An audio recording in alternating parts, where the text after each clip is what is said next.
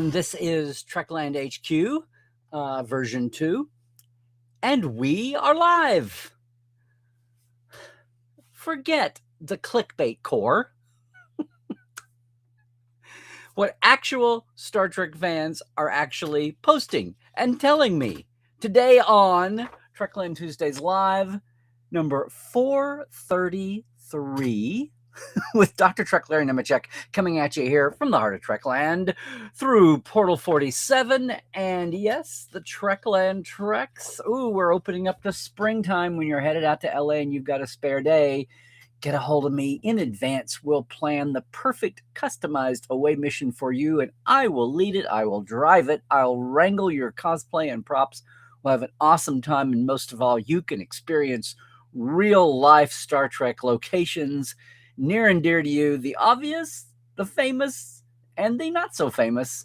Whatever we work out in advance, have a wonderful day. Just check it out, treklandtreks.com, or even at larrynemeczek.com. And I say that talking about the one-day tours because this coming year, we're here finally, is the return of the Big Geek Nation tour, my friend Terrace Cassie's company. For the 60th, it's back for Exploring Trek Sites, Hollywood to STLV. With me, with several Trek friends and others we'll be adding to the list shortly. There's the QR. It's the week before Vegas. It is limited to 20 people, a minimum of 10. Wonderful small group, wonderful time.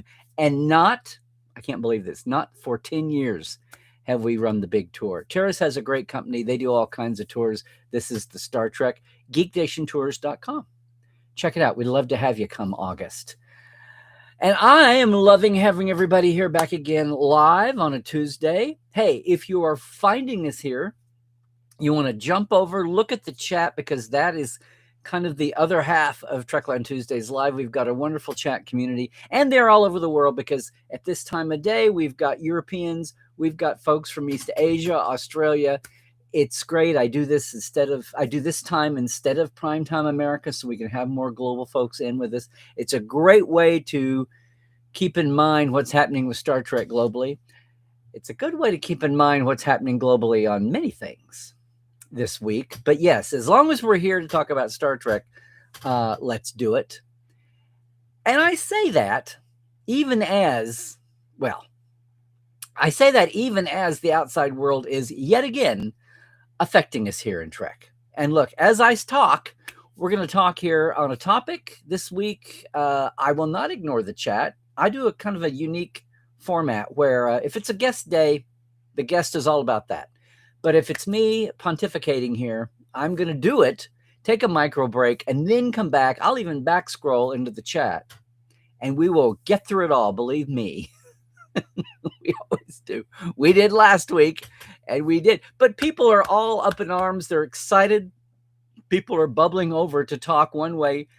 Sadly, not just about the show, which is great, but the reaction to the show. And that's what I want to get into for a part 2, apparently, needs to be said.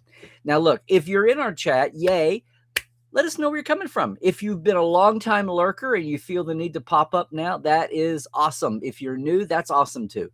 And our veterans, you know what to do. Everybody should know that the best place to come in now is YouTube. With YouTube, you see all the comments. On Facebook, you're only going to see the Facebook comments.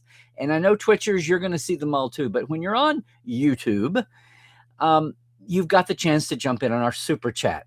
And I have it out there. We're barely monetized. Thank you, Patreoners, for doing that. But here in the chat, if something really dings up, I'll pay attention, especially pay attention to your monetized super chat comment. And I appreciate that. Helped us get over the line coming out of the holidays and for 2025 was some that we had during the holidays. So I appreciate that, everybody. And our newcomers, everybody up and down the line. Thank you. Thank you. And look, if you're watching us later, not live here on YouTube, please leave a comment below. Boy, my YouTube comment section on the live shows later and then on Second Opinion has really taken off for some reason. I have a theory.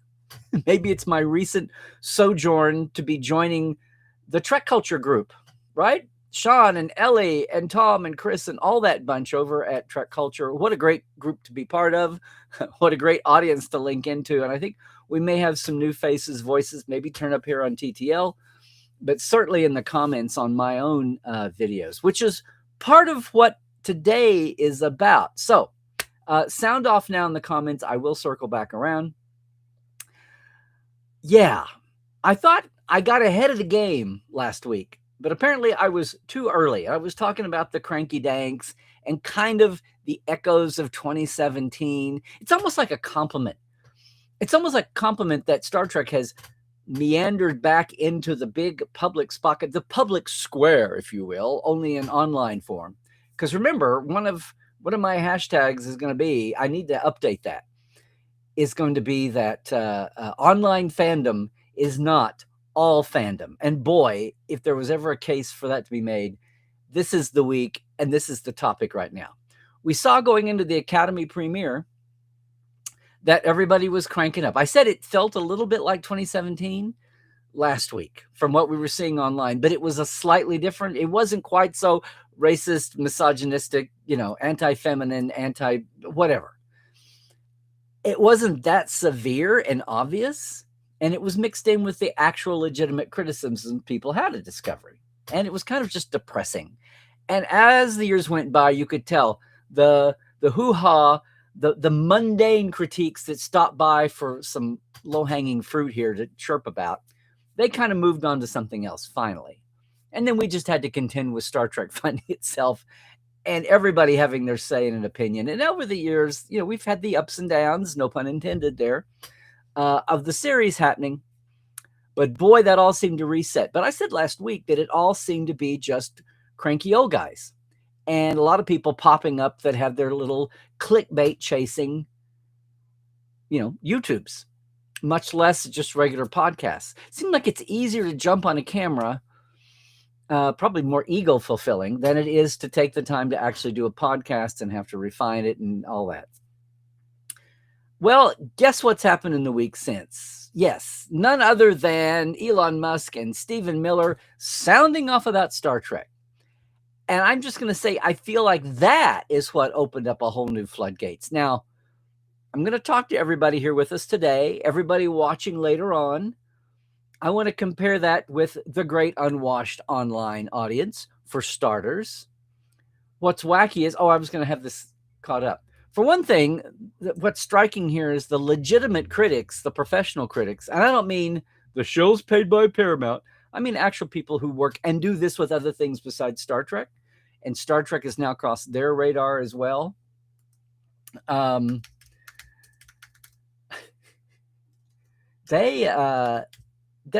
number has been holding at 85, 86, 88%. Yes. Now, what's funny is what's causing a lot of headlines here in some aspects is that Academy, people love to say, here, damn it, we're doing it live. Caught me off guard. Here we go. Where'd you go? Boom. They have the critical meter, right? That's the tomato meter, the original tomato meter. The fan meter is the popcorn meter. There's been a lot of hay made about the fact that the tomato meter by the professional critics is now at 87 for Academy, and the popcorn meter is at 43. And why? And that's not the first time. There's often been times when fans and critics, and sometimes it's the reverse. Fans love it, critics hate it. It's not quite so in the middle. They're not one way or the other. And a lot of times they say, well, that's the elite critics being out of touch with the audience, or more than likely, there is an organized campaign by some fans, and gosh, it seems like this is more and more as the years go by, an organized campaign to basically review bomb. You have the 5-star mini review. And that's apparently what's happened the last few days. And I'm sure in part it's due to that high level, high profile, high density bombing that happened. Now look, bomber's going to bomb. Cranky's going to crank. People are going to chase clickbaits for views and all of that. What's got me about Academy is there is a very definite ad campaign tone that's out there. They really are. I mean, obviously it's Academy. They're not abandoning everybody else, but they're really trying to expand the Star Trek audience. And we talked about this last week. One of the things that hits me is the people who, and this is legitimate criticism, this is discussion, people who legitimately say, well, we never had to target young people before. And my God, the original series, it was the high school and college kids who mobilized and did that. Well, there were a lot of secret, as Gene has said, and we've covered on the Trek Files, there were a lot of lawyers, accountants, doctors, scientists, school teachers, government employees, lots and lots of people already above 21 who were big Star Trek fans. The kids got the loud, noisy attention, the PR, the campaigns, the protests, the picket signs. Back in the 60s. People will say, well, there've always young people like, when were you a fan? Like I was 15 when I became a hardcore fan in the rerun era. Star Trek hits you wherever you are, and a lot of time that is younger people, and you're looking for the world, you're exploring more. Next gen, right? Who goes to cons? Who's fueling that? Back in the original Hot Flash days, right? The first wave of fandom, Next Generation blew up. Okay, DS9 and Voyager were slow to burn. Enterprise. The point being made that previous Star Treks that are now icons and legends, heroes, if you would, didn't need to target young people specifically. They got on board and came along. And it's a valid point. So why do it now? Well, it's 2025, not 1966 or 1987. That's what I'll say. The noise, you thought the 500 channel cable universe was something. Well, now we've got the 5 million channel TikTok, Insta Reels, up and down the line. The noise barrier is so hard to punch through. It's 10 times, it's 100 times worse than it was. And you're trying to grab attention. And yeah, shiny visuals are part of that. We live in a TikTok world. Bits, it's all going to be, I hate to say clickbait, but it's all going to be short-term attention grabbers to feed the funnel to get you into longer term.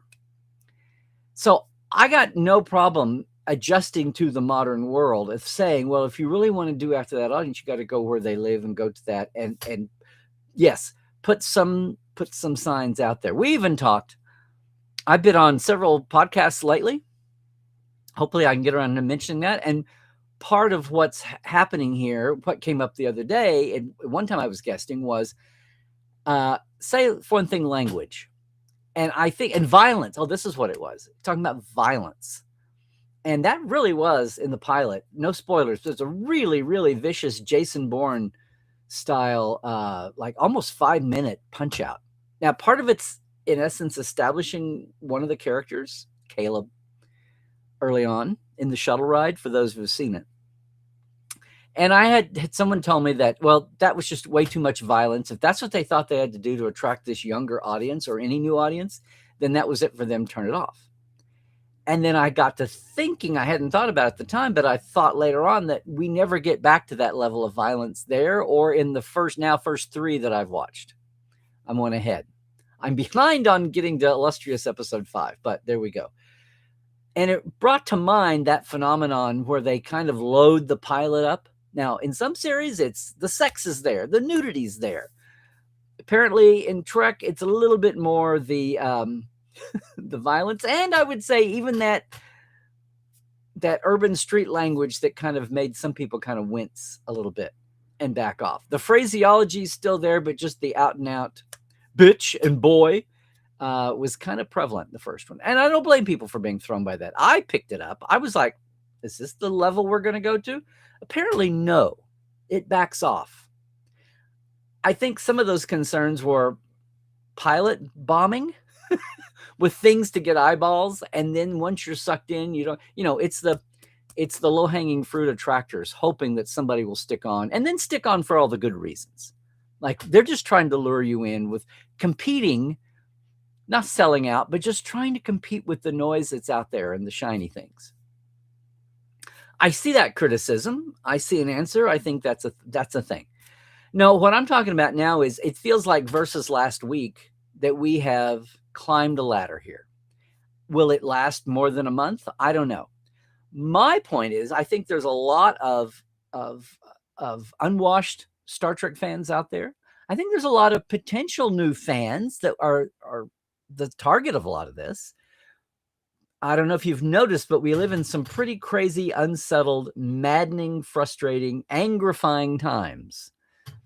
And once again, I'll say that if I start to feel a little guilty that I'm spending so much time and career income making time talking about a fictional TV show set in the future, I have now learned to kick in with what other people tell me, which is don't you dare feel guilty. All of us need to recharge somewhere. And what better way to recharge for the good fight toward a future of optimism and equality, much less just good storytelling and embracing the cool that science can be.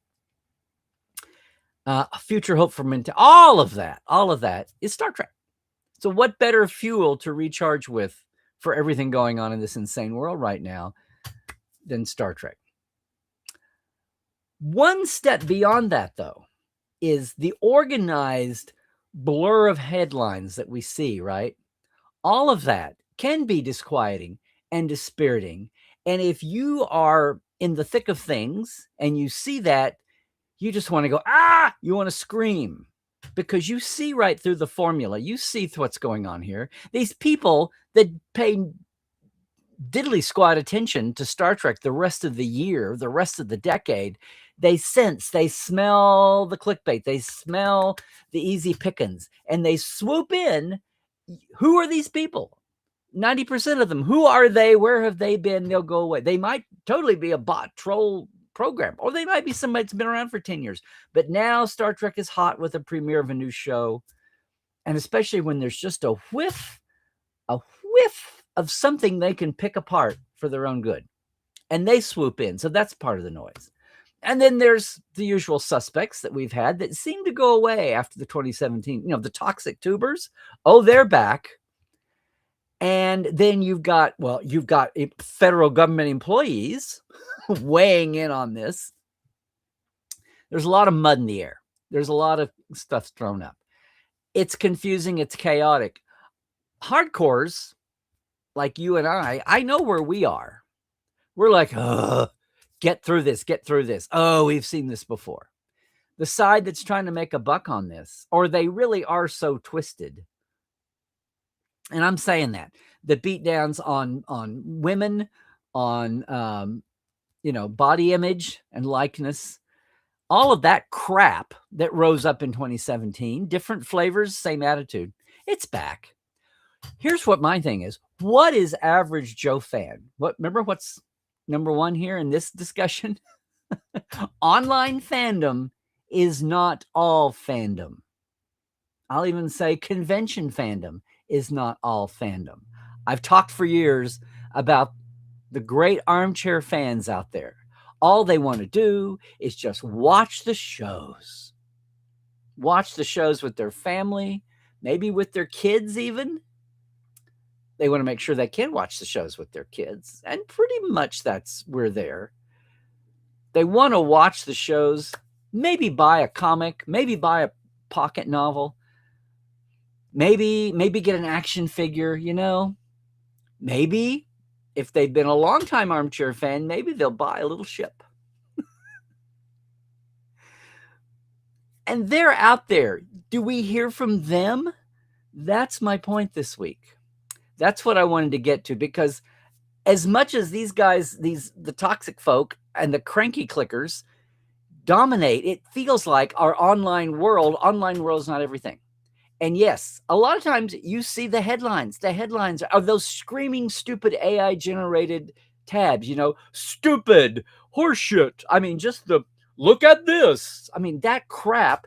But you can't. You're just scrolling. You're just trying to find the football score from whatever. You're just trying to look up. You're just trying to, plan your vacation trip, and you see that crap going by, and it affects you one way or the other. You're either depressed. A lot of fans, a lot of potentially new fans, might even be dissuaded from giving it a chance.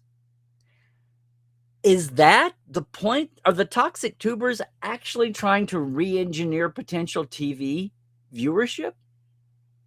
I really don't think so. I think it all goes back to what all this greater society arranged around negativity magnets of algorithms on. It's just all about stirring up the shit.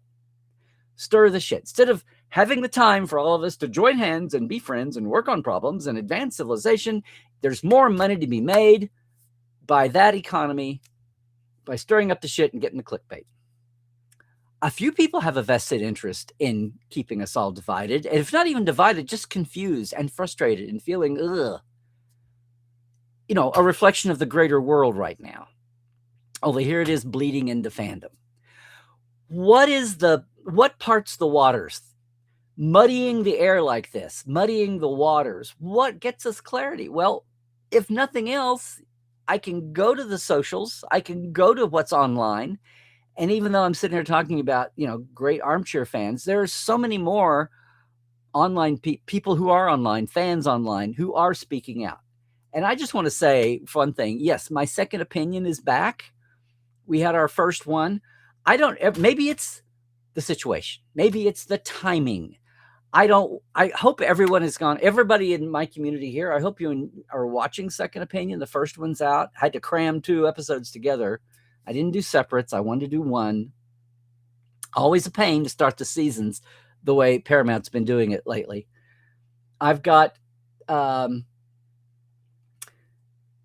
63 upvotes on it, but there's 53 comments. And some of those are mine.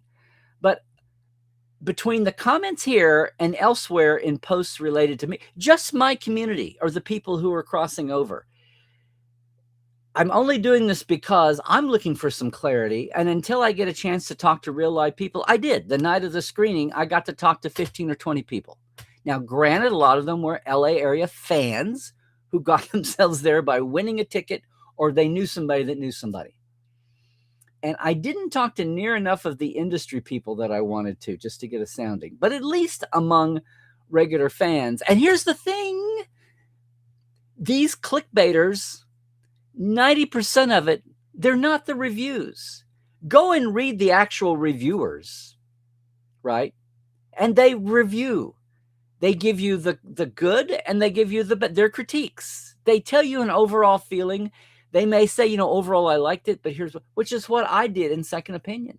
I had a couple of concerns, but that's not nuance. That's normal. There's nothing about that. This all or nothing black and white condemnation is only there to rile people up or to what am I saying? Drop the 16-ton weight on any further thought you might have about this subject. It's carpet. And to back that up, you go over and carpet bomb the reviews at the Tomato Meter because it's such and the fact that the actual paid professional critical people who do this all year long with other things besides Star Trek, the fact that they're sitting on 87, 88 is just infuriating. And it's happened with Star Wars. It's happened with some of the others. This tendency called carpet bombing. But let's go see.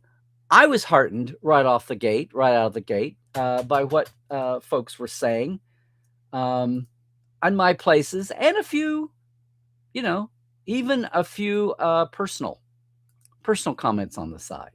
I'm just trying to see if I can get back to this here. First of all, though, I want to say thanks, everybody. 53 comments on the first Second Opinion is great. And some of you are commenting, as always, and you'll be in the chat here too, and maybe repeating what you said, or first-timers here in the chat, or if you haven't been over to one of these threads. I just have to say, for one thing, people are saying they enjoyed it. Here's what I had a response to, or whatever. Ma, you're in here too. Only got to see the first one. Enjoyed it so much. Loved the energy. The music grabbed me in the end credits. Here's Engineer Boy 81. I was confused and underwhelmed after the first episode, and then I watched some reviews and recaps and realized I missed so much. You were watching some good recaps then. In the dialogue, they ripped through the dialogue so quickly. That's one of my concerns. And I started off reading the screeners. The audio in the screeners is horrible because they don't have a final mix, and there's no captions. There's lots of times I went back and listened 3 and 4 times, and I knew it wasn't a criticism of the series because I knew it would be cleaned up by the time. It was just a function of being the screeners out early. But that said, there's a lot of naturalistic throwaway dialogue, and I think that's improved by episode 3. Some 3 or 4, especially the cadets, but even Holly Hunter does it at times. And so many different accents are represented here. You've got to get into them, get your ear tuned. But anyway, there's one I specifically wanted to call out. I even called it out to a couple of my friends that host other shows who were looking for reactions. ADHD Flow 5121 in my YouTube for Strange New for Second Opinion said, I found Rosta's performance as Caleb in the first episode nailed the attitude that I have seen in the ADHD high school students that I help pivot, where they are really bright, but they have totally shut down because the institutions that were supposed to support and nurture them have failed. They trust no one. It takes more than a couple of episodes for them to start trusting again. Think Good Will Hunting. Said, that being said, Rosta nailed the look, the attitude, and the nuance of those kids I helped. There you go. Thank you. Someone else was hoping it stays long enough to get me a Starfleet, for me to do a Starfleet Academy companion. But there's nuance talking. My figure, Ed, I'm seeing yours. I think the show has promise and it really has heart, but above all else, I've said this before, I'm going to say it again. I believe the biggest highlight for me is the pacing. Pacing is important, and I always thought that Discovery was too fast. This feels more on a par with TNG. Okay. LJ's reactions. My favorite scene is when Laura Thok punches Jaden, causing him to fly across the room. I laughed and watched that over again. There is a little bit of wacky, classic Warner Brothers Bugs and Daffy humor. You can tell they're trying different tones. And good Lord, if the Orville could try the tones they tried in the beginning before they settled down. Good grief. Good grief. Yeah.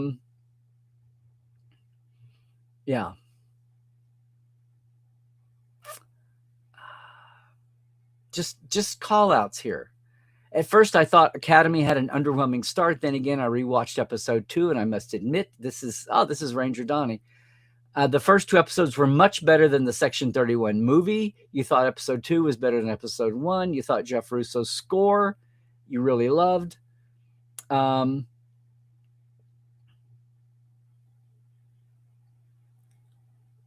Thanks for giving an unbiased review. There are so many hater reviews out there. I don't understand how somebody could be a Star Trek fan and also seemingly have far-right political views. Well, we've seen that since the 80s.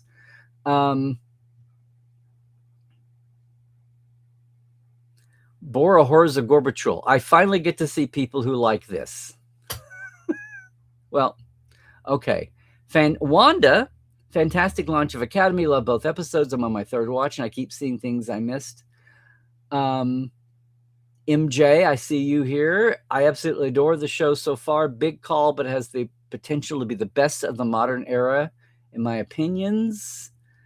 Talking about lanthanites are a big question. This is brought it home. Now it's not just a punchline for Pelia. It's really going to be part of this. People, so much negativity. People only want to hate for hate's sake. Tim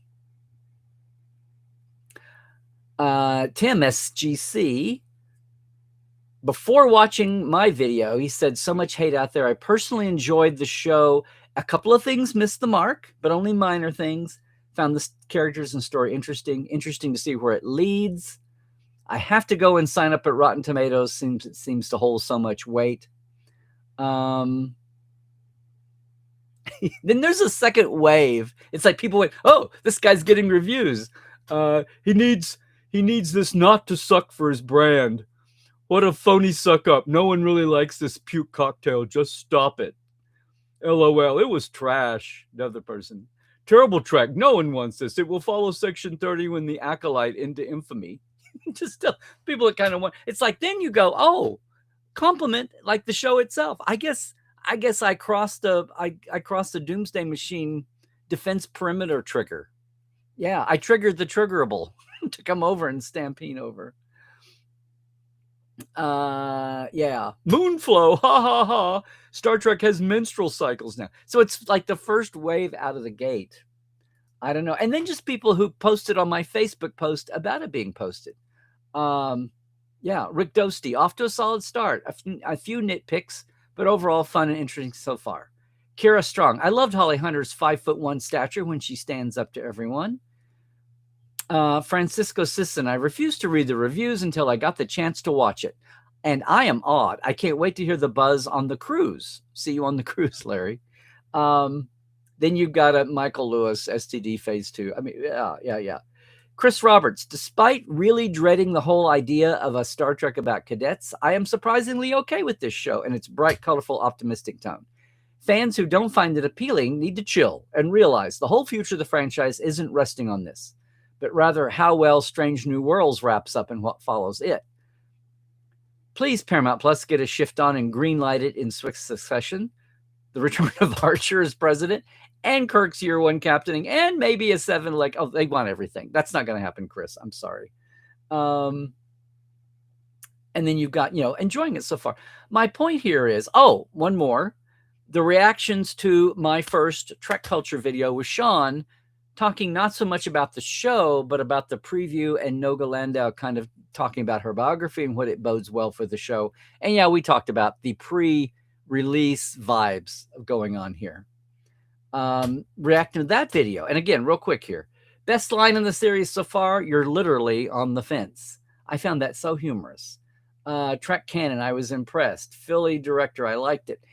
And these are people who are reacting on the Trek Cultures channel, and then we double team to cross promote it. I liked it. JB Phoenix, it's really great to see Larry come aboard. Thank you. Joe King, I'm loving the show so far. I can't wait to see more. D-Web 5, I really loved it. Just rewatched both. I'm impressed. It feels like they took the best of all the franchises, and this is all the series and the franchises what we got. Excited to see them. These are like pretty powerful or pretty positive. And they're reacting to what we actually said. So, and people guessing what the episode 5 is going to be. Terrific show and does not deserve all the hate. Great news.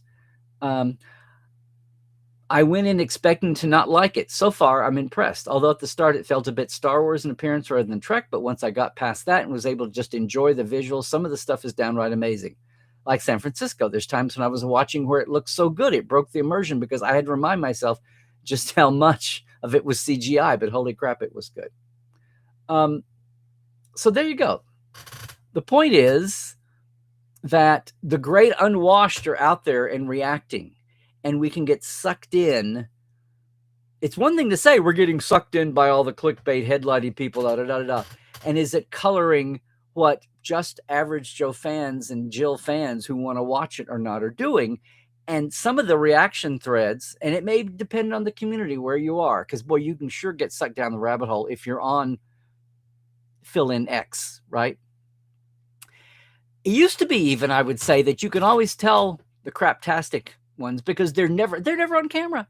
How much harder is it to just do clip and rerun stills, much less hide behind the stupid mask? If you can't come out and own your opinion and comment, get out of here. Now, I say that there's 1 or 2 or 3 out there, and you know what I'm talking about, and they tend to be Australians and Brits, so maybe that's a step removed, and they have no qualms being there and just, well, this is just mall shit from a black and white, up and down, a 100% good or bad opinion is not the real deal. And a review talks about the positives, talks about the negatives, or at least the not up to snuff. That's what is the vast majority. The concern here is how many people are actually going to be discouraged from watching. How many people are going to be discouraged from speaking out or even just venting? What gives these guys the right? Do they work for anything legit? No. And that's I'm all for citizen journalism and all of that. And there's a lot of calcified remains out there in media. But then on the other hand, just because you can afford an iPad doesn't mean I are a journalist or I are a critic. And boy, you get that. What's the other dimension of all this is, and I mentioned it a minute ago, people point to the tomato meter. I should check the IMDb 2 score, which is another metric that people use. Yeah. They look at, people say for every saying, oh, look, the tomato meter is 88 out of 100 on Rotten Tomatoes, but it's only, it's only whatever, 48, 46, 43 on the popcorn meter and going down. Well, why is that? It's a concentrated, it's carpet bombing. It's called review bombing. It's people swooping in and doing that. Again, this is kind of like the same thing that drives algorithms. It's the same thing that you get feedback on anything. When we used to edit the magazine, I was dying for when the Communicator, we'd have our booth at cons. And before I did a lot of con speaking, a lot of time it was just going and representing the magazine or doing actual press and media, like working the thing before I appeared for myself and my other projects. And a lot of times people would come by and say, oh, I just love the Communicator.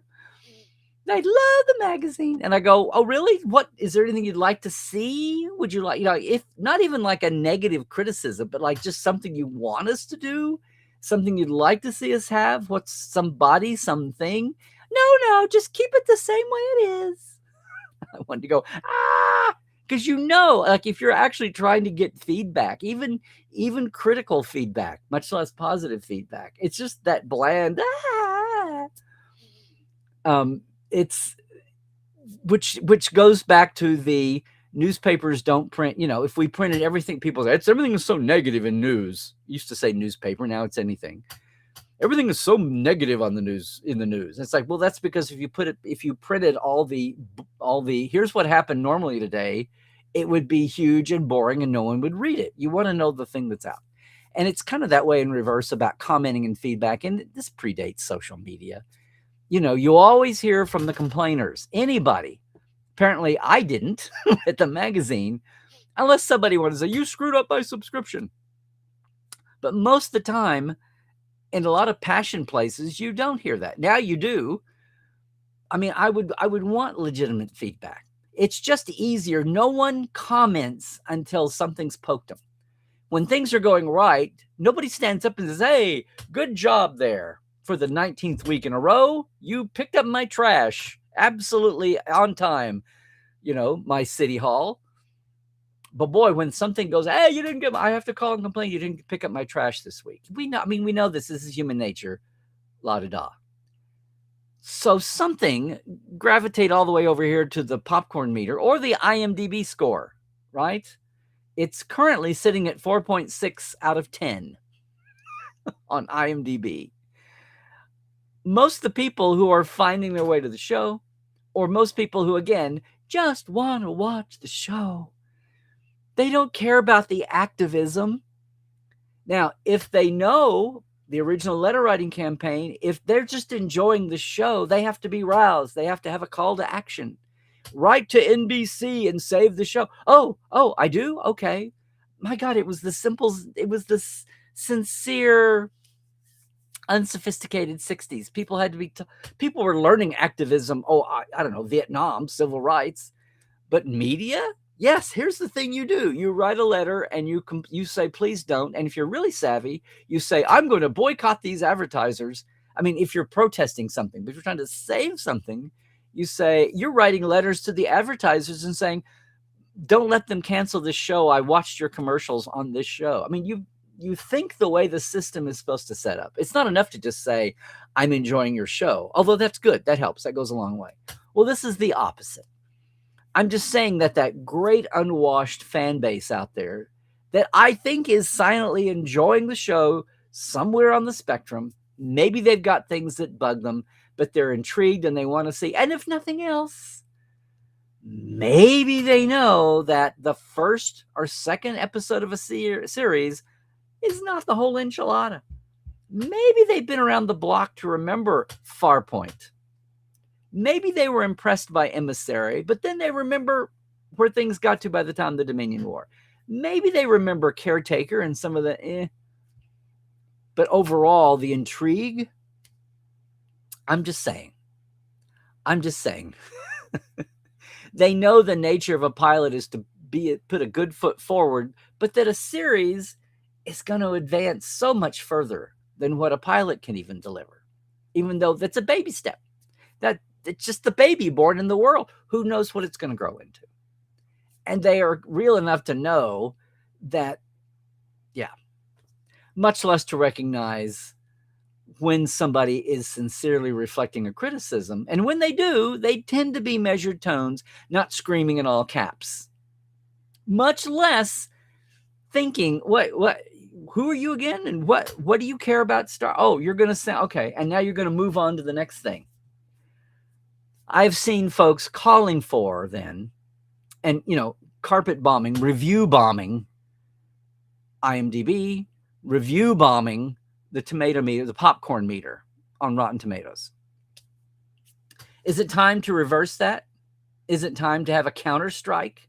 Is it time to go out to all the average Joe armchair fans across the country and say, hey, I know this is not your thing. You're not an activist. You're not a protester. You may not even be following any of this online.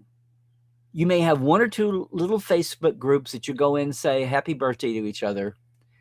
You may have your local club that you enjoy. You may have your one page where everybody knows each other and you all trade memes. But if you want to help out here, if you enjoy the show, or you give it an 8 or you give it a 7, but you're still watching, can you go over and give it a 7, give it an 8 on the popcorn meter or on the IMDb meter?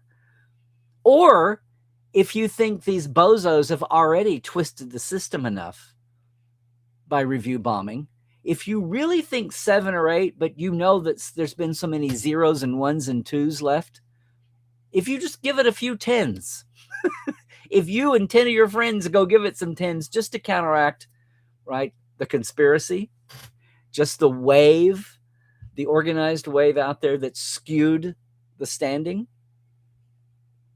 What's hysterical is to read these guys going, cancel it, cancel it. They've made 2 seasons. They're not going to cancel it. It may get canceled after 2 seasons. And hopefully by the time these other episodes are spooled for season 1, much less season 2 in a while, the majority of this noxious negativity, the toxic tubers, is going to move on to the next shiny thing that they can go screw up shit on. Right? All I'm saying is 2 things. One, I hope we hear from the folks who aren't as connected in as all of you here in my chat today.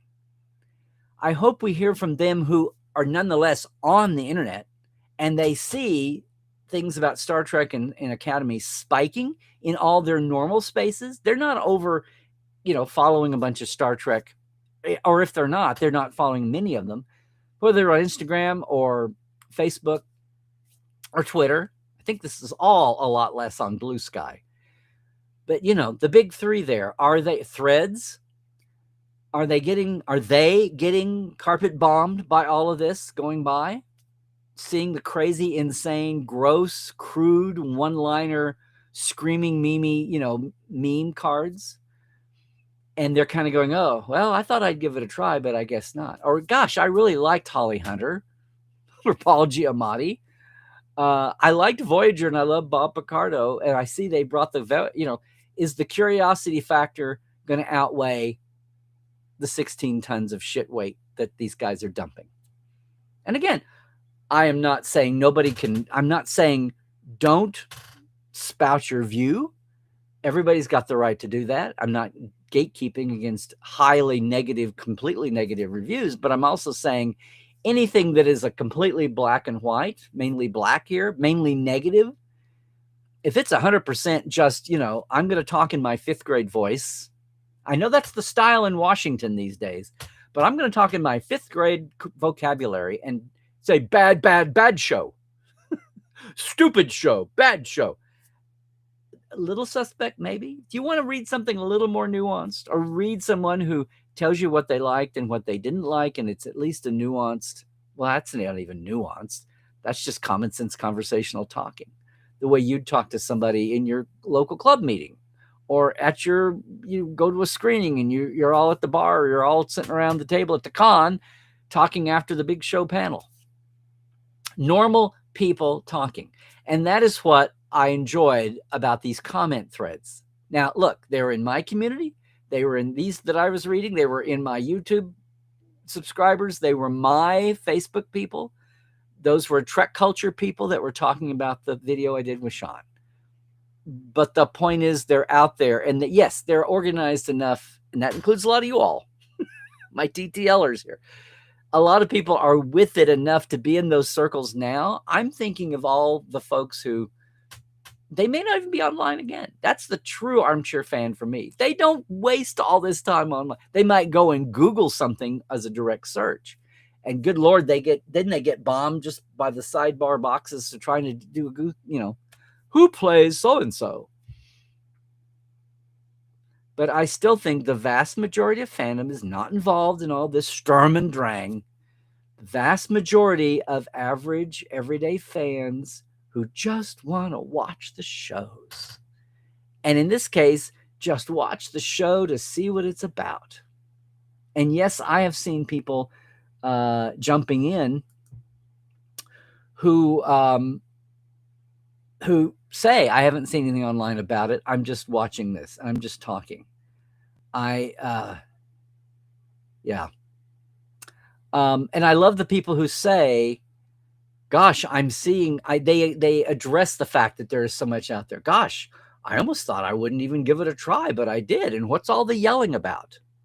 And the folks who say, well, I showed it to 5 of my Trek friends and we all love it. Or we all pretty much in love. We know it's a pilot and we're going to sit with it and watch it develop.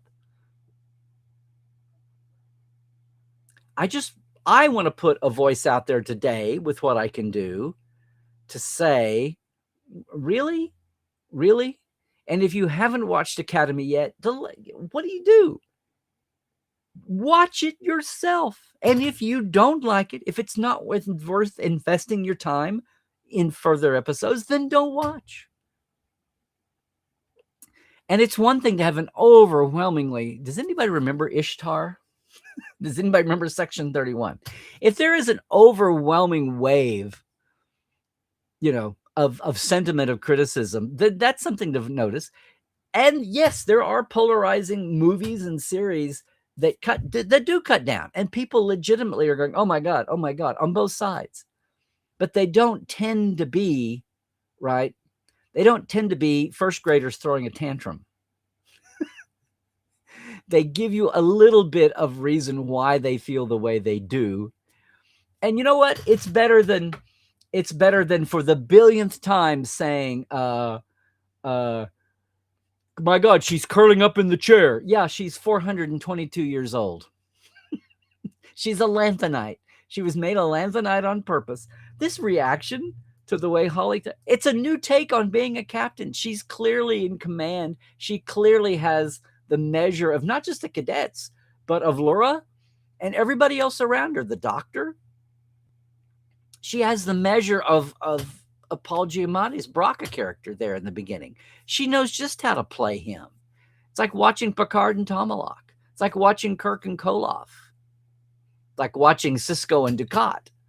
I mean, she knows how to play him. That's her strategy. That's what makes her. These people who are freaking out because she curled up in the chair? Really? Really? And here's the thing. It's an Academy ship. It's a floating classroom. It's a flying classroom. Now, was she curled up laying back when they were in the middle of the battle? When they were in the middle of the tension with Braca? No, in fact, she was up pacing. She was in her comms units talking to everybody that she needed to at the time. At the appropriate time, she was appropriate. Again, this simplistic one-off. Are they really that triggered, or are they just trying to screw up the clickbaits for the cash, every penny at a time? I don't know. The Jem'Hadar cloning, well, she's jumped in on this herself and out there. It's 800 years. The criticism should be, as it was with Discovery, you've given us this time and not filled it in, so everything looks like magic. Programmable matter detached into cells. And they promised they'd start fleshing this out, and they have been. And there's more in episode 3. There's one little moment that I call out on a podcast that you can hear after, not mine, but as I'm guesting. The thing about the glasses, as I said in Second Opinion, is everybody wearing glasses? No. One or two or three. Are they an assist? Is it something that surgery doesn't take care of? People talk about Rhett Dax and Kirk being allergic to aging eyes and the remedies for it. That was 900 years ago. The bottom line to all this is everybody is so stuck in their 24th century blinders. This is 800 years in the future. And there was a time when you could have maybe legitimately said, oh, that's just a crutch. But no, you're here, you're living in it. Now the thing is, well, if you're going to live here, start fleshing out this friggin' century, damn it. What is different? It's hard.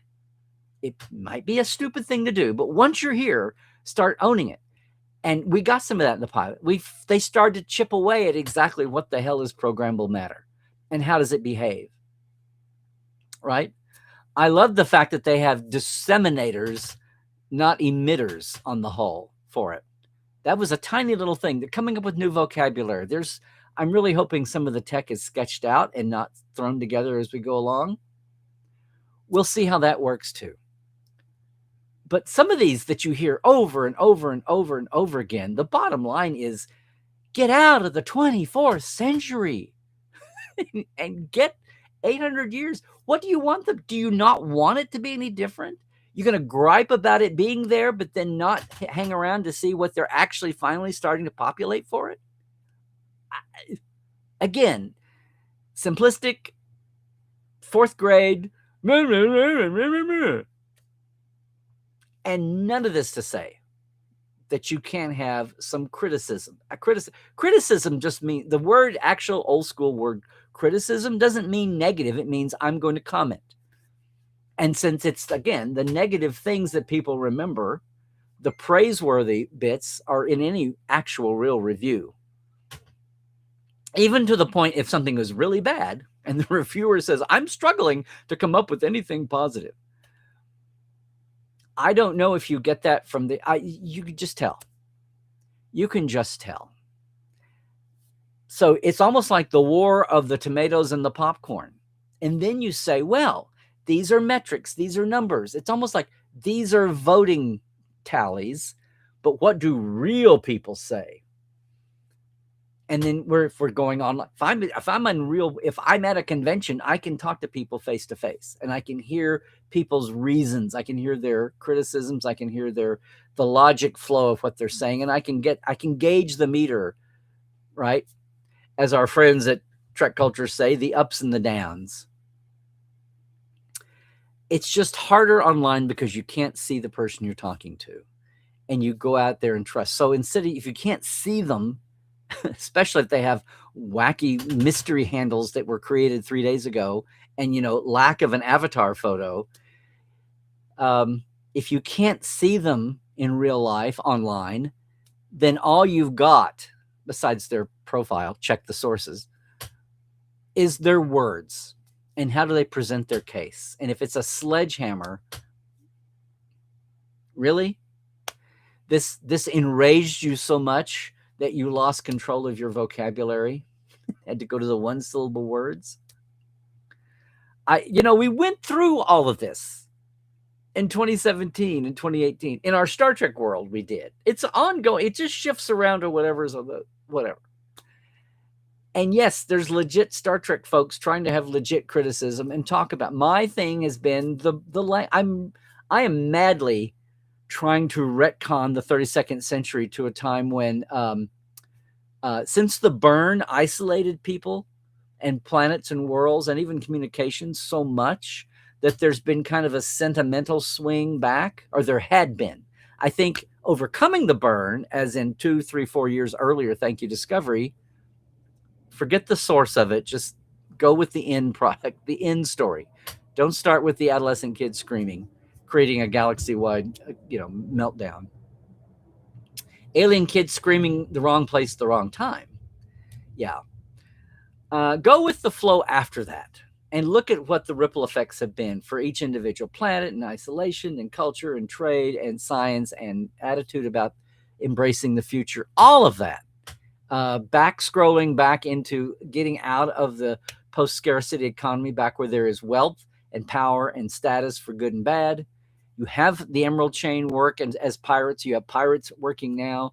You have kids being the rich guy's son, right? You have status and power, and that's all re-entering, but it's gonna disappear again. But it's still affecting people right now because it's only been 2 and 3 years since the burn was overcome, deciphered, and there's been restorative effects going and new craft coming into play. That's an arc. Perfect is boring.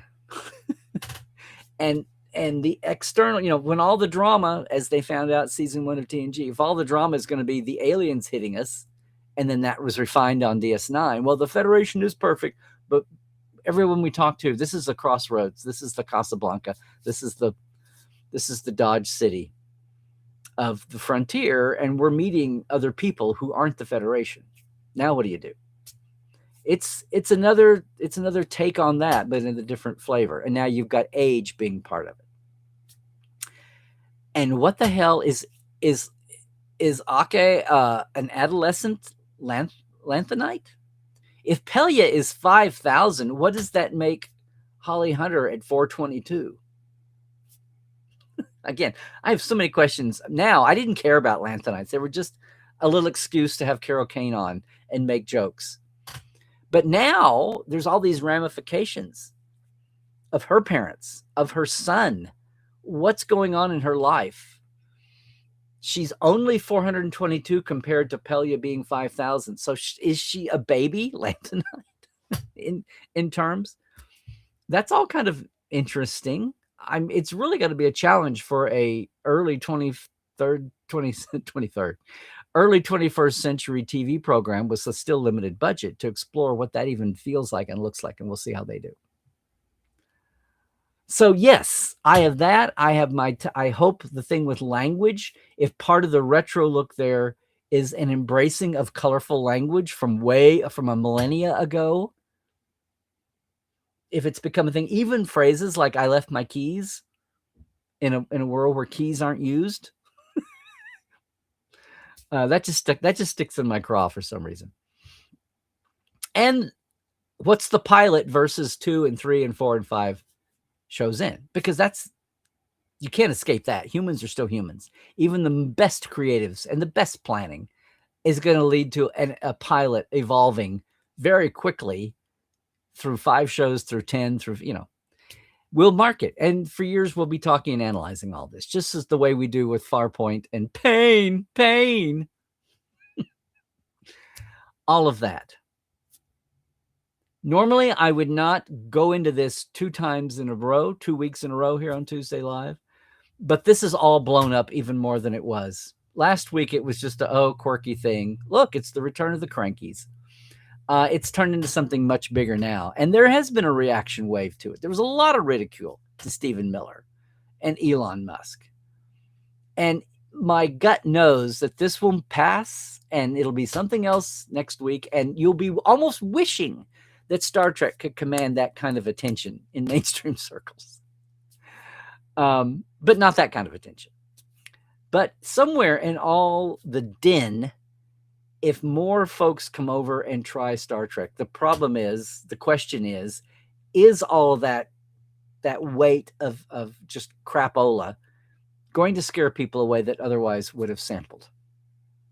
Especially on people who don't call themselves fans, but they might be remotely intrigued.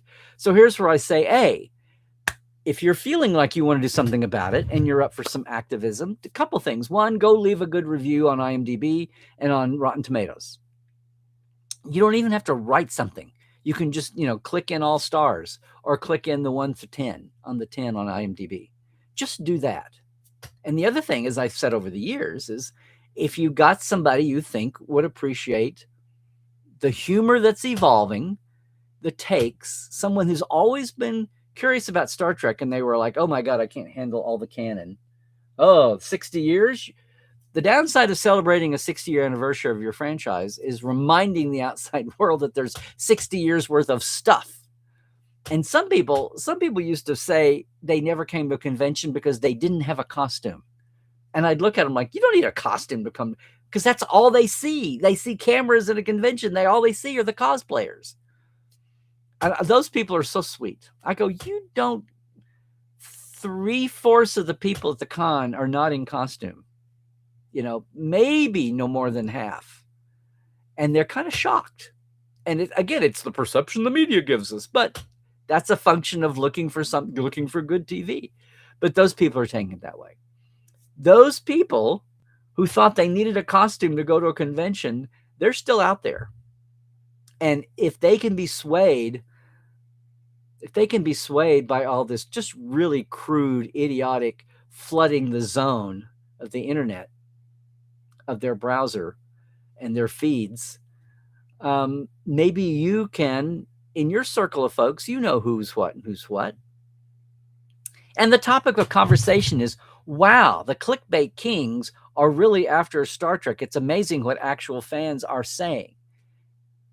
And when I say that, I don't mean blanket love. The blanket love people are a little scary too. But then maybe they need to hang on really tight to things. Maybe they're having a rough life. And I'm not saying that flippantly. Maybe they have to hang on to things. Maybe they have to have solid before they can have nuanced support. Just like Kadam, who's already making progress. I'm just throwing that out there. If you're kind of bewildered or even angrified by what's going on right now, and maybe you're not even a huge fan of the show, but still this situation is angrifying against a backdrop of what's happening in the world right now, especially in the US, where it seems like rationality has just gone out the window and everything is reduced to a little kid's vocabulary, attention span level, and you want to do something, even if it's just in your passion corner where you go to escape the world a little bit and at the same time recharge for it. Check around your friend circle. See who might be willing to come in, and lay down your dots. Even overcompensate for the people who've already been there and tried to poison the well. Just saying. I think it's going to do it. I think it's going to do it for today, everybody. Can't wait to get into the chats here. And see what's up with everybody. And before I do that, though, I've got to, first off, thank everybody who is supporting me in this way anyway, in our place here, our little simple Patreons. Guys, I don't ask for a whole lot through this venue, but I really appreciate it. It's kind of a nice barometer of support. I appreciate everybody who's able to show up live here. And of course, I'm talking about my Patreon supporters, our TTL Club, Chuck A., James Kerwin, Diana Hopkins, Hubbard Gunnjonson, Lawrence Todd, Chris Jiggins, Mitch Keith Rombach, Josh Patton, Pranakasha Productions, J.R. Poole, Comedy Forecast, and Andrew Jazemski. And our live wires, and oh my gosh, I say this, and every week I realize I haven't sent you the links for the original first few years of Portal 47 guest interviews. Backstage folks, yes, I've got to get that done. We'll get Academy out of the gate here. But hey, I'm talking thank you live wires like Gary Williams and Robert McLean and Byron Bailey and David Gall, who's our newest one, I think, and MJ Frug, who is our second newest one, Chris Garris, Brandon Coles, Don Gregory, Jesse at Crusher Convo, Donna S. Runyon, and Casey Shafsky. If I've intrigued you a little bit and you want to come over and try that out, it's very simple. It's a whopping $5 a month or $10 a month for the two levels. I keep it simple on purpose at patreon.com/Trekland Live. And it is a Tuesday. It's a Tuesday. That means there's a new Trek Files, the Tuesday Twofers.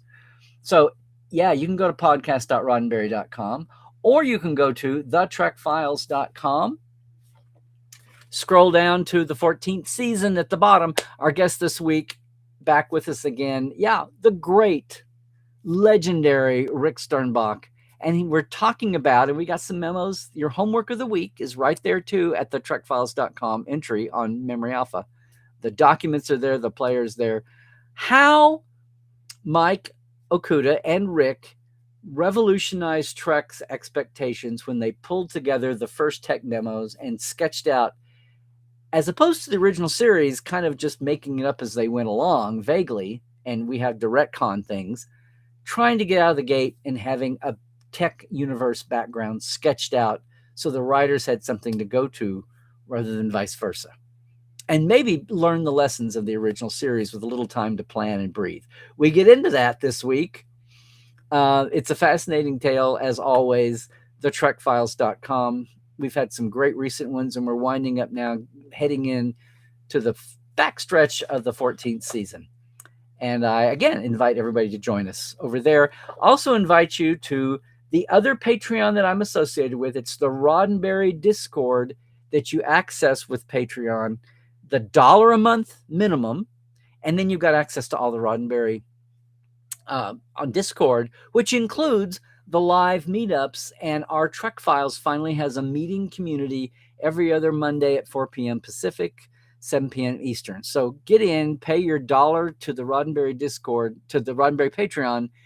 Then you've got access to not just Trek Files, but all the Roddenberry shows and all the fan meetups that aren't connected to a Roddenberry show. There's lots of them. And the message boards and those communities. And even communities through the Roddenberry Discord talking about other sci-fi and other fantasy and genre shows. It's a huge, great community. And they have the Trek World, the Mission Log Trek World, has a members party every year at Vegas, which is a lot of fun. And it's in the last few years has been great to go to and see how many special guests we can drag in the door. Anyway, it's $1 a month. It's so easy. I hope you can look forward to seeing whoever can make it at a 4 o'clock Pacific, which, yeah, that's 7 Eastern, and a little bit to doable. Hey, on the socials, the basics, it's Larry Nemechek on Twitter X and on Blue Sky. It's Larry's Trekland at Facebook and Instagram. And yes, YouTube. Make sure you like and subscribe, ring the bell, do all the things. And if you're watching us live, leave a comment. Well, if you're watching us live, if you're watching us later, leave a comment. I've got to think that this is going to stir up some more. This whole thing about the silent majority that was a racist dog whistle in the 60s when Nixon said it. But here on Fandom, I think it's got the completely opposite effect. I really want to hear from the silent majority. I have a feeling that the great wave of fandom that came to Star Trek through Discovery, despite its rough birth, despite it being serialized, despite it being streaming and only 15, 14, 13, 10 episodes a year, and it had to be a paid subscription on little dinky Paramount Plus, CBS All Access before that, I still think we're going to hear from those folks, because here's the deal. Just as with Next Generation, the fans that were actually new and attracted to it, they didn't know where all the old fan hangouts were, pre-internet, pre-socials. They didn't know the right newsletters to take. They didn't know the conventions to go to. They didn't know who the big name fans, the BNFs were, that they needed to kowtow to or read their newsletters or get their zines back then in 87.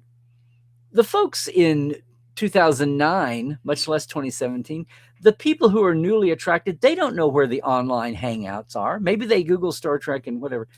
It takes a while for anyone who's being newly energized with no tie. I'm not talking about the parents with kids that are watching.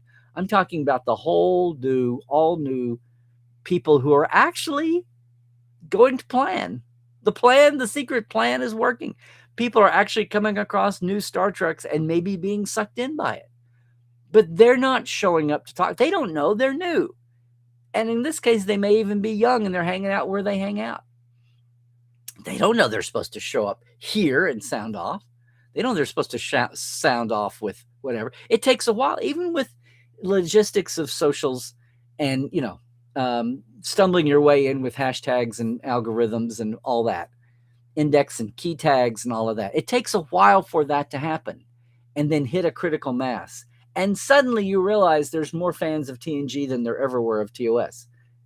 Just by the passing parade and die off. And, generationally, the new voices come up, and after a while, they've always been the majority. What do you mean people were pissed about TNG in the beginning? Now, measuring that and all these different tastes in the buffet, it's going to be a few years before we know exactly. Meanwhile, we're going along like this.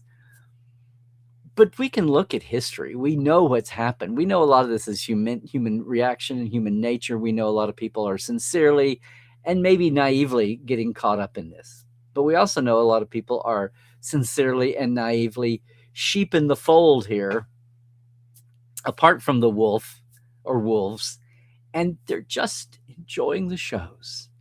And we may never hear from them to do metrics right and balanced. That's all I'm saying. That's all I'm saying. Now, if you do have a foot in to all of this and you don't feel like it's a waste of time and you have a moment, yeah, maybe go vote on the popcorn meter at Rotten Tomatoes. Maybe go vote on IMDb. They're free. You don't have to pay anything. And maybe you do check in with some of your Trek your Trek curious fans, and show them the free episodes on YouTube, the first two, and see what they say. And even if it's yays and nays, pros and cons, it's a healthy discussion. And if curiosity is sparked, who knows where it goes from there? Just as who knows where this series is going to go from here. All right, that's really going to do it. I've done my thank yous. I've done my credits, guys. I'm going to end it here for the YouTubers. If you're just watching this, and you please do comment, but maybe someday, some week, on a Tuesday, you can join us live at 1 p.m.-ish Pacific, 4 p.m.-ish Eastern time. Yes. That's 9-ish UK time and 10-ish Central Europe. Yeah, join us. Until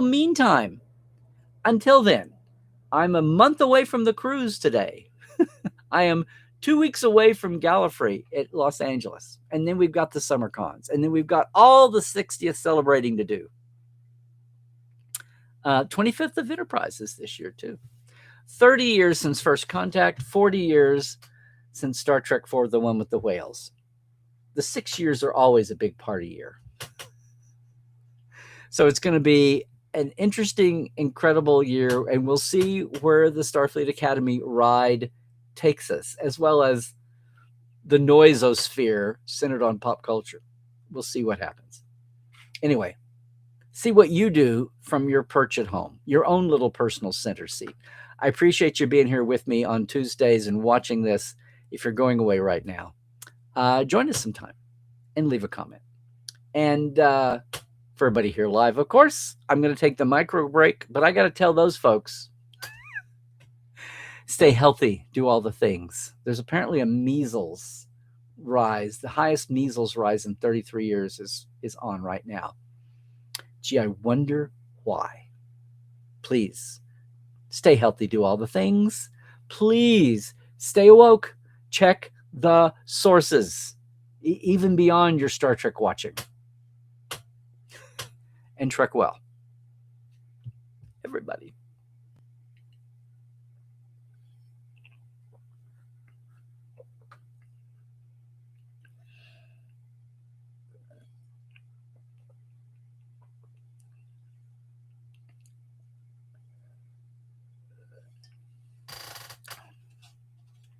Not as bad as last week, but I think I'm losing things already. Show on stream. Oh, I see. You can do that now. Okay. Hey, Willie. Hey, ho. Glenn. Hey, oh. Astroworks. Academy is numero uno. Actually, Academy has been the #1 series on Paramount Plus at times. It's been in the top 10, like number 8 on some of the streaming shows. Yeah. Hey, Rick. Oh, I called you out, Rick. A few nitpicks over. Very fun watch so far after 2 episodes. Yeah. Now, everyone has to choose 2 or less. say Mogatu is perfect, but SFA in episode 2 was even prototypical Trek. I didn't say that episode 3, I think, is what people in their worst mind thought Academy might be all the time, 24/7. And it goes there a little bit, and then it comes back. And it's fine. I don't think it's going to sit there for all of its episodes. I think there'll be a different taste. Sean, you disbelieve the review bombing. It's just a bunch of MAGA hats not happy that people can wear a burqa or a Klingon is allowed to be different. Well, that's what I'm saying. Those are the people who are going over. That's what review bombing would be, was those people kind of throwing in a tantrum online. They found a system to exploit. And Star Trek is not the first one. It's a tactic that's been used before. That changed. Even if Star Trek 09 brought you in as a new fan at, say, 20, those fans are pushing 40 now. Yeah. Yes. Yeah, 15 years, 35 anyway. Astro, the bashers are out in full force. Again, mostly easy to ignore, but they've even been flooding IMDb now. My impression is the difference in 2017 is that they're almost all MAGA idiots. Yeah, that's become a lot more corified. You weren't just disorganized people. Let me see what's going on here. Whoa. Boy, the stream everybody's popping up. And I'm losing these guys. What's going on here? Sydney. Oh, hi, Sydney. Astro, life is much harder during the burn. The Federation Colony, episode 1. Right. Exactly. And some of the things that Discovery even got around to. Hey, my figure. Hi, ho. I guess we're going to have a huge chat again today because I've lost the first 2 or 3 or 4 minutes of the chat, guys. Craig. Hello, Craig. Have you been lurking with us for a while? Is this the first time you spoke up? This is from way back, so we'll see. I think the issue is that series like TNG and the rest of Berman Trek carried on that Roddenberry ethos of portraying a better future with stories of interesting sci-fi concepts and ethical moral dilemmas. Nothing since 09 has come near to the feel of those series. I tried with STD. And STD, really? Craig. I lost I lost the bottom end of you. Sorry, they're bumping along too fast. The trolls are either paid bots or sad, cowardly keyboard warriors who have a lonely life. Yes. The show is portraying a better future because the Federation is seen as worthwhile reviving with its ethos and influence. See, that's what you have to have, an arc for your story. And this is the same kind of background that Dave Rossi and Dave Mirabello's pitch that was going to be animated on StarTrek.com in 2006 when everything blew up, when the Paramount divorce happened and Rick's contract ended up. My figure, I will say this, I have a friend that loves Star Trek but does not get online and didn't even know the show existed until I told them about it. So those fans are out there too. Very true. I probably hear from at least one person a week in real life who says there's a new Star Trek. See, we talk about being in the bubble. You can be in the positive bubble and it's still a bubble.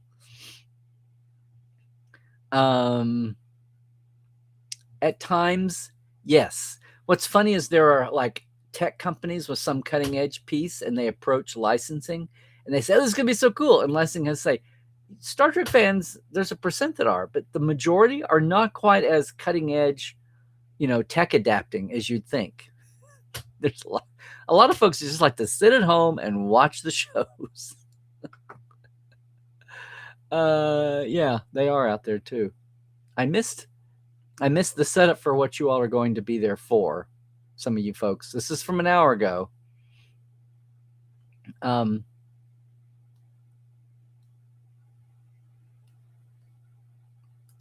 YouTube cuts off. Oh, thank you, Christoph. YouTube cuts off restreamed comments after 200 characters, including your Nick. Twitch says more, but still cut it off near the end.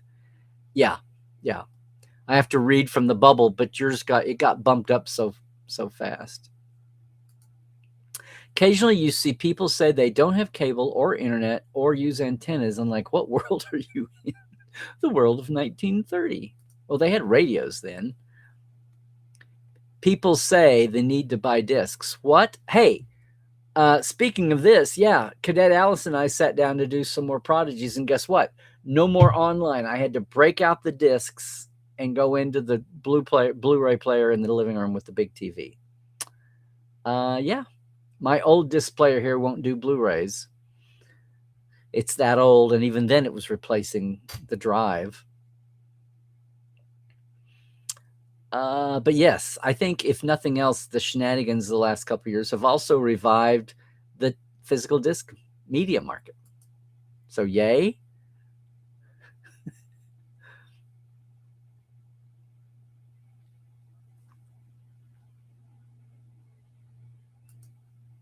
Yeah, there you go. Oh, Astral, how nice of you. Second opinion is awesome. And Joe, well, thank you guys for that feedback. You know, I'm the underdog here. I just depend on word. We promote as well as we can. And, you know, Scott and Kyle helping me, and I don't lay money out for promos. So I really have to piggyback. I'm hoping maybe we get some new viewers through the Trek Culture now that I'm associated with them. Thank you, Ed. And hey, kudos to Scott and Kyle. They have a credit at the end now. They do a ton of work on that. We're doing it live. And there you go. They appreciate that too. Hi, Euron. New with us, Euron, or a lurker? I'm glad you're here. It sounds like it. Starfleet Academy was approached with some trepidation, especially after disappointing Section 31.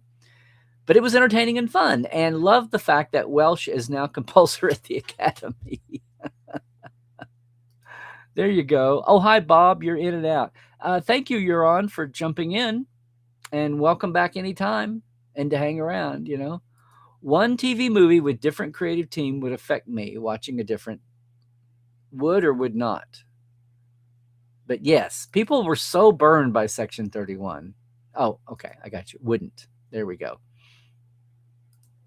You've never had faith in review systems, specifically Rotten Tomatoes.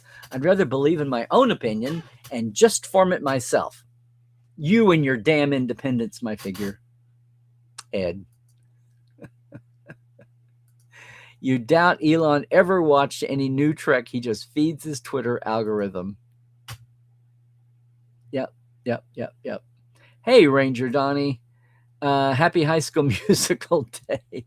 Hope everyone is well. Just call what is racism, misogyny. Yeah. And the fearlessness to try to create income by piggybacking it. Yeah, instead of discouraging it, you gin it up, all in the name of bucks. So whether it's deeply held corrupt values or you're just using it to play the market, either way is kind of crap. How, as Gene would say, how is the world, how is that a formula for expansion and progress and growth and learning, and not stagnation and spiraling inward? How is it not a formula for that? Oh ho, Ranger Donnie. Overall, new Starfleet Academy show is a mixed bag. You love some aspects, including the score. Too much CGI is among a couple of your concerns. Yes, I can see you saying that. Yeah, they love the landscapes and the panning in. Now, it's a pilot. This is why I said at the beginning. Remember, they're going to throw a lot of bucks and some even creative choices in a pilot to see what's going to stick. Some of it's experimentation, but some of it is throwing things they want to hopefully snag a viewer, a couple of eyeballs, and then hope they stick. And then even if it gravitates away from a violence quotient, think how many pilots you saw with nudity and sex that it was toned down or went away soon after. But it made the head, not only the viewers, but it made the headlines among the reviewers, and it just mainstream reporters reporting on it, right? And the small mini discussion, water cooler discussions that they all created. Taking the comment about the dialogue feeling rushed, I didn't really feel that. I thought the episodes were well paced, and I didn't think they were as rushed as Discovery was. Well, there you go. Gosh, how people are all different, different times.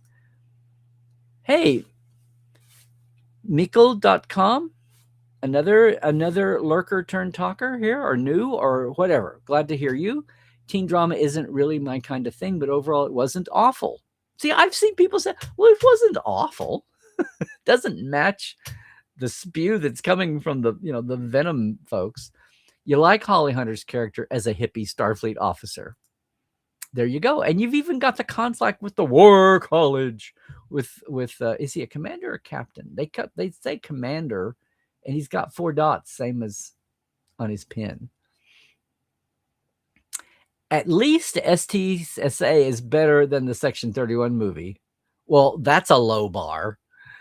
Poor thing.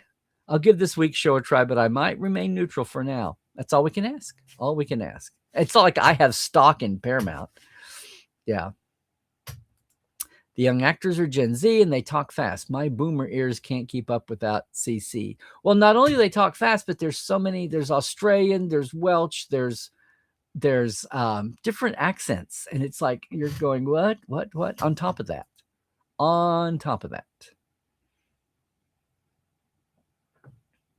Well, Rose and Hi Rose, they've made 2 seasons. At the very least, there'll be 20 episodes. So, of course, you have no issues against those who just. I don't either. People go out and believe what you want to believe. Think, have an opinion. It's when you go from having an opinion to having a galactic sledgehammer or a galactic bulldozer. People can't just sit in their house and have their opinion. Caleb, playing with that zipper so long made me think that Gene was right to ban zippers from the TNG era. I want to see if he does it again later, if that was just a moment for that moment. I really hope that now that he's done it, that we see that some more. I don't remember it happening through 3 episodes. I've got to get on with that so I can get on with that.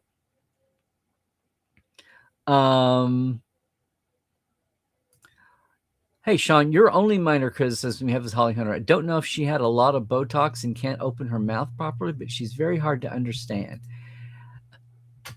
She has that scratchy voice. Go back. See, when I think Holly Hunter, I think of Raising Arizona, and I think especially of Broadcast News with Albert Brooks and Hurt. I was going to say Michael Hurt, but that's not it. And she's had that southern accent. Yeah. Hey, Liebchen. How are we all doing tonight? I'm feeling pretty mad as my cat smashed my... Oh, no. Oh, no. Gosh, sorry about that. How do you hate your cat? Yeah, oh, boy. Smashed it? As in, like, got up and got it to wobble and... Oh, my gosh.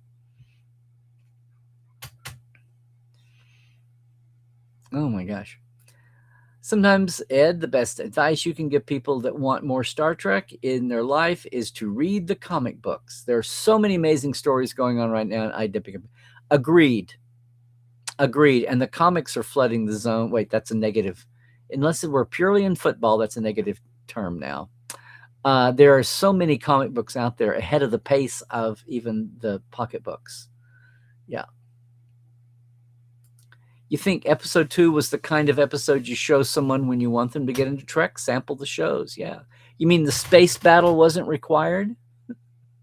the big whatever. SFA won you over by casting a friend in episode 2. Really? I'll forever be biased on the show. Oh, well, gosh, Bob, now I'm curious who your friend is that's in there. Everybody, this is what Trek is about. What are we talking about here? I'm not sure what comments he's reading. Hi, Randy. And I'm not sure what you're referring to. Are you talking about me? Why are people having problems with Academy? You're 53 and you enjoyed it. Well, yeah, but you're here in my live comment chat. Oh, Jesse, I think we'll forgive you. It's fine. Picardo is sardonic as ever. Fantastic to watch him do his stuff. He does it so effortlessly. Yeah. Hi, Christian. Good to see you. There was a profound moment when the reconciliation was offering to put up the capital on Beta Z. My mouth dropped. Yes. That's kind of how I ended my second opinion. And I don't even know if I hit it as hard as I should have. But the old talking point for years for me to make Star Trek not so much about whatever hero crew was on whatever ship, but the big Star Trek canvas. One of the things I wanted to say was we love to talk about humanity, yada, yada, yada, but Federation is pretty human-centric. And I just kept on, like, the Vulcans, everybody has their own, the Vulcans with their Romulan sidebar. Everybody would be hotheads at times, Tellarites, Andorians. But I kept saying, why does everybody keep agreeing 200 years after the Romulan War started the whole thing? I get it in the beginning. But why does everybody go along with having the Federation still so Earth-centric?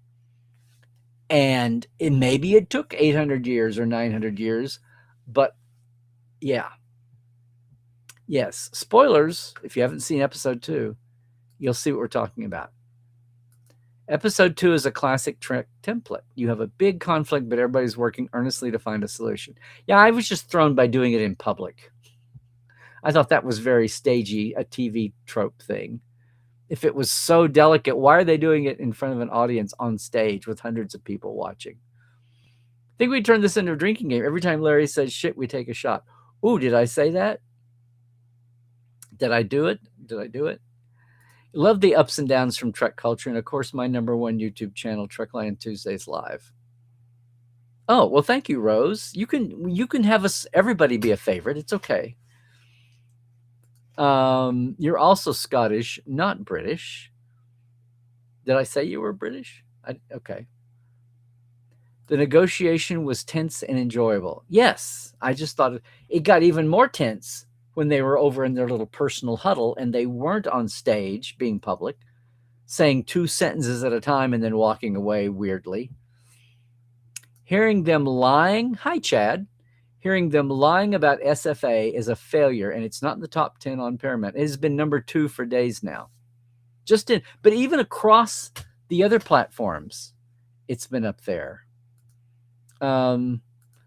Okay. On your reviews, you did go off on the toxic tubers.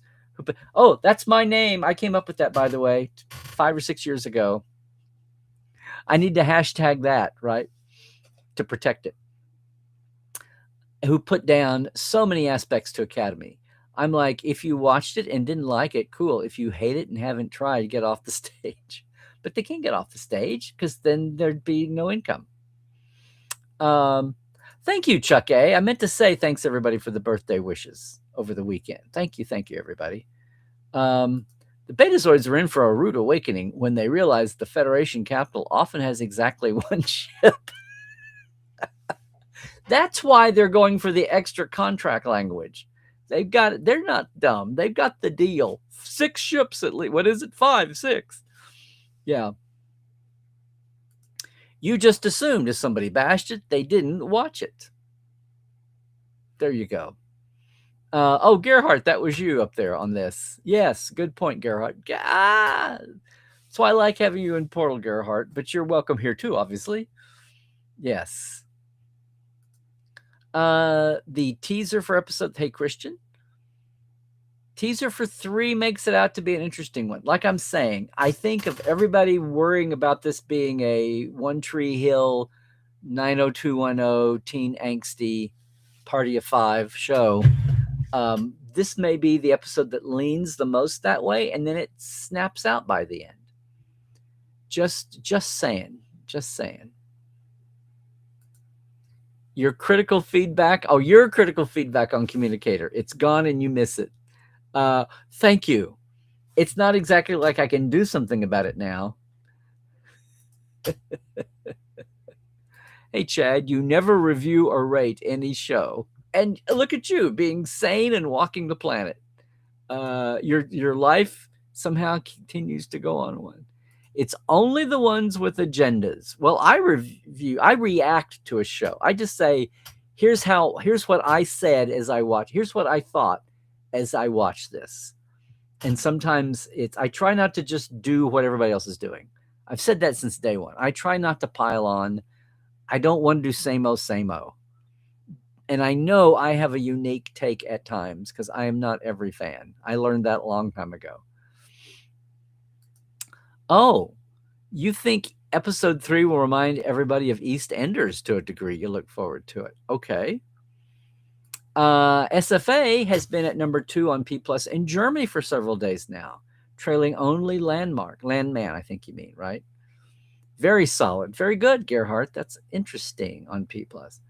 IMDb is just full of the negative Nancys to try and make it look bad. Not sure any of us positive Pauls have gone on IMDb. I haven't.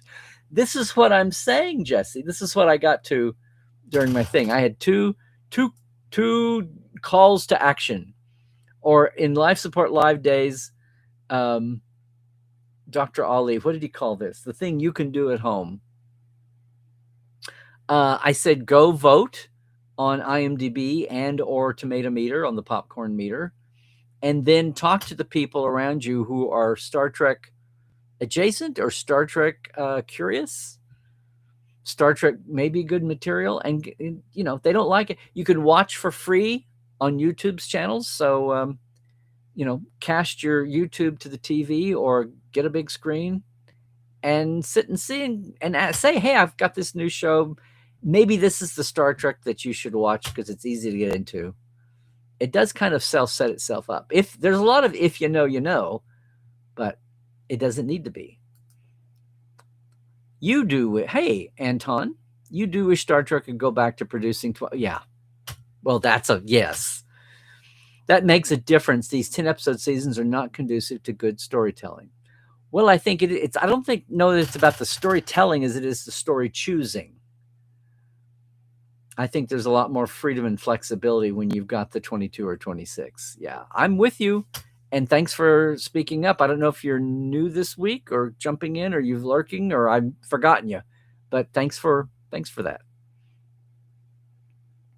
Wanda, you don't believe all the negative.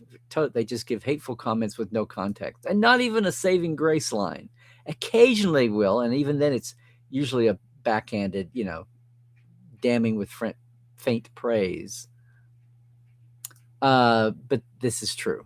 No one will ever make 26 episodes a season for streaming. The business model the thing is, will streaming continue as it is?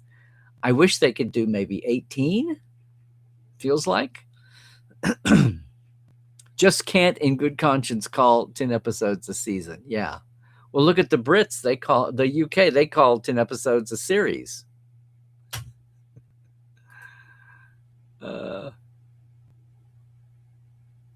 Okay. And looky here. We've got a difference of opinion. Yeah. You often get a very...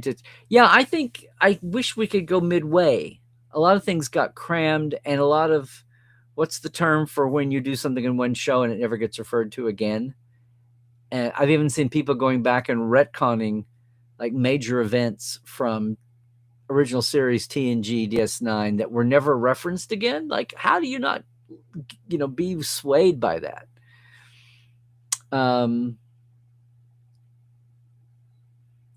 Hoping our channels try to boost the positivity to help those to try it. Yeah, it's not, I don't even think of it as positively, just clean slate. Can you not see through the obvious formulas here of smash, smash, smash, hate, hate, smash, smash? Is it really that? And just watch it yourself. And if you don't like it, just have one bite. Tell the kids, just try one bite, a couple of bites. And then if you don't like it, we'll deal with it. But I want you to at least try it. Yeah. This is true. And boy, is there not any filler anymore. See, you say filler. I think of the exhaustion crap shows, maybe 3 or 4 a season. But I don't think of anything as filler. There's what did X-Files call them? The not myth shows. The ones that were like major foundational touchstones that advanced the Uber plot. We can still have that dynamic. As long as you get called a shill, you're doing something right. Yeah. Yeah. Enjoying it. Hey, Zahir. Hi. Despite minor things. Isn't that true of anything? I mean, really? Really? Love the diversity in cadets. Are we going to see them in episodes? You mean like the background cadets? There are some that had been in the background that pop out in episode 3, and I'll just leave it there. I would just leave it there. Well, that's a start. 13's better than 10. Yes, and that's what the business model was. Hi, Pedro. Good to have you back. Hey, Wanda, you're only on Blue Sky and YouTube at the moment, so you can't counter comment on Twitter. I will continue to comment on my 2 platforms. That's all. Jesus, it's only for promotion, but this thing about having 5 socials, then when you have a personal message, a DM, and then I'm going, wait, where were we DMing on Instagram or on X or on Twitter or on Blue Sky, or was it a text? Or yeah, the conversations that go down. I'm apparently another year older, Pedro. The cadets are resourceful and take initiative, not like entitled Gen A kids. Ooh, okay. Don't say black and white. The Chironians weren't allowed to survive. Au contraire. Apparently, some of them on the colony, other worlds, did survive, apparently. Yeah, which is what? That's the trope of the sci-fi show. What does the crew in the orbiting space station do when there's an asteroid or there's an atomic war, nuclear war? What do the people on the colonies on the moon and Mars 100 years from now do when Earth blows up for whatever reason?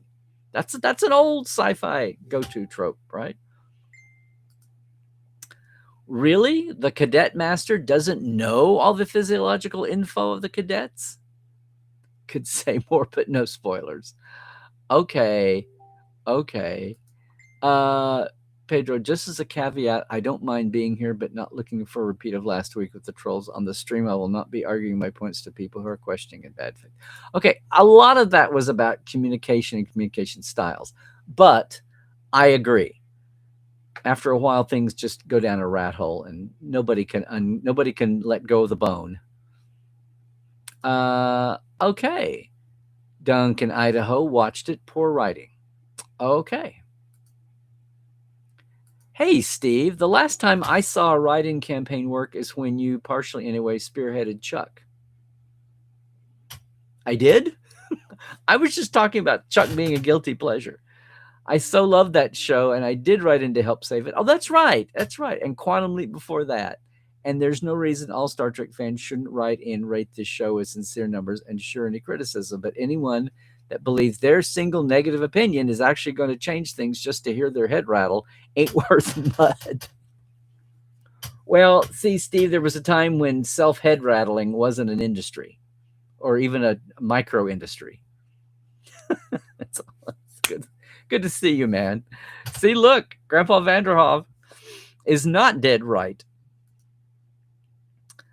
The fact that some of these randos weren't even aware I'm a regular here were red flag. Oh. Well, hey, Pedro, don't ever take anything for granted. Because I hope we always have new people coming into the stream. So there you go. Well, Wanda, this is just too simple for words. If you don't like it, don't watch it. Yeah, but what if you're in the business, or you think you're in the business of telling others, sharing, whatever.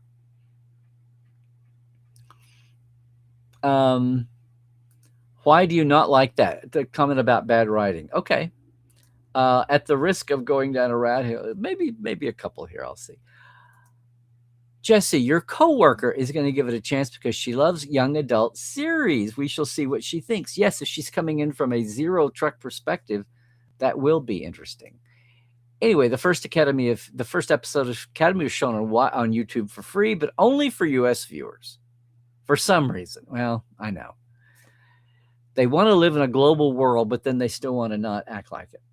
I think maybe they could have got some more views if it was open to the rest of the world. Well, of course they would have, yeah. At least she's on the bridge, not like Picard chilling in his ready room. Ooh, Gerhard, a little dig there. Yeah. By the way, your coworker has never seen Star Trek except one episode of Lower Decks that she saw to be on my show. Well, that'll spoiler for the whole franchise, right? Right. Hey, Robert K. McLean. Robert. Somebody complained because Holly hung Captain curled up in the chair with a book. Her character is so comfortable at being in command, it's refreshing. And you're right, she's 422 years old, give her a break. I love the new series, and I'm a 60-year-old watcher. Thanks for fighting the good fight, Larry. Well, thank you for standing up and saying what you think, Robert. You're here, though it wasn't watched that much on YouTube. Apparently, Red Letter Media's review of the first episode got more views than the actual episode, which isn't a good look. Yeah, but how many? Oh, yeah. You did not know. Hi, Anton. That only US. It happens all the time, and there's See, this is why I like having a global fan base, because there's a lot of things. There's a lot of things Americans are isolated from, an awareness of, and perception of. But that's one thing. There's geo locks on promos and trailers and things all the time. It's a throwback. They want to have this global war, and everybody thinks globally until it's not. It's all about feeding the rage bait algorithms of YouTube that pays for the clicks. It's pathetic. Yeah. You sound like Noga Landau. I can't imagine never having seen Trek. Where have they been? It's still the majority of the world. I know. Shocking. Hey, Rose, you have an idea on the 12th? Idea 12. 19th of March. Binge watch it. Have a party. Celebrate Star Trek. Isn't that what it's all about? Sure. If you need an excuse to have a party, sure. Or wait till then for Trek. Pedro, I have no idea. I searched for it, and when I found the link, it turns out it's blocked in your region. Yeah. Hey, Timothy. Oh, Tim. Hi, Tim. How's the weather back home, Tim? I watched both episodes twice. At first, I was not really impressed, but it's growing on me. Gang, do you know how many people were pissed that DS9 didn't go anywhere? Do you know how many people were pissed that DS9 was a show about a ship that didn't go from a different planet to a different planet every week? Because that's what Star Trek had always been. And that's, that was the big knock on DS9. It's the show that doesn't go anywhere. It's the Star Trek that is stationary. It doesn't go anywhere. Mm-hmm.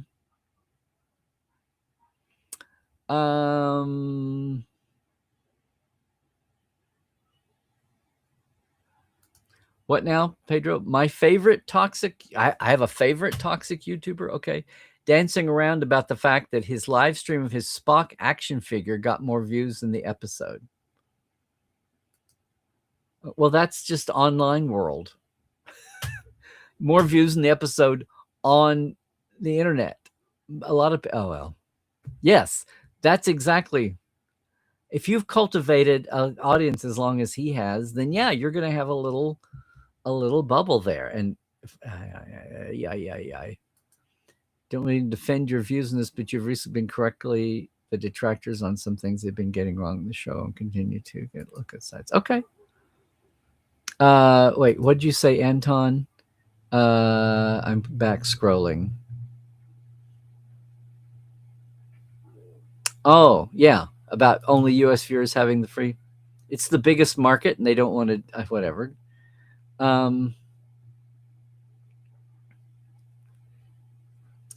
Sci-Fi Fanatics put out a few picks from episode 3. Can't wait for Thursday. There you go.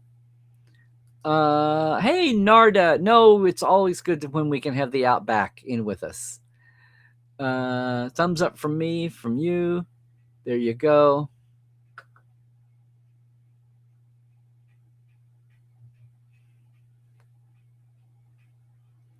Really hope Academy gets at least 4 seasons. Well, the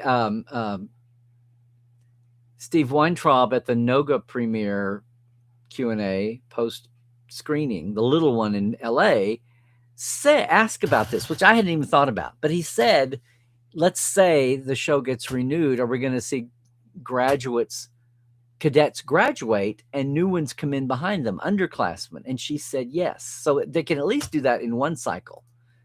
Now, most everyone coming in now isn't incoming. I don't think we've had any transfers as juniors. Have they used all their eligibility up yet? Are they redshirting anybody? Oh, they're all being redshirted. Boy, talk about crossing streams there. I think we'll have some new first-year cadets coming in next year, I think is the inclination. So whether we get four actual years to see it happen, we'll see. But the problem of always be the concept of there always being,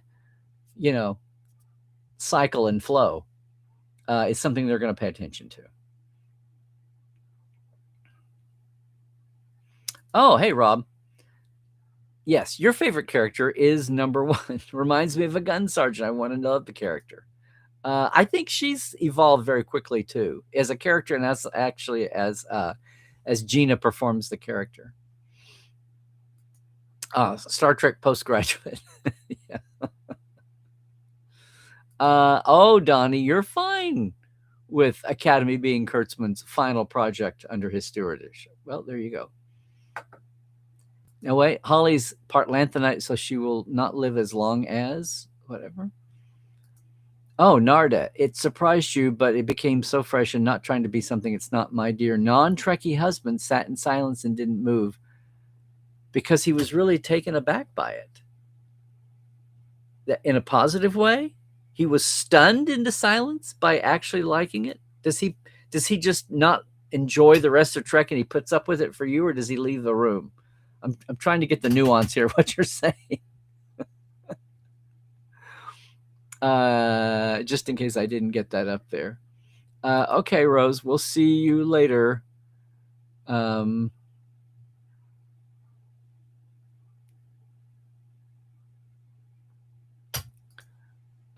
Portland 182, as the Romulans don't use dilithium, the burn should have meant that they had a free hand in the galaxy to conquer and invade whatever they wanted.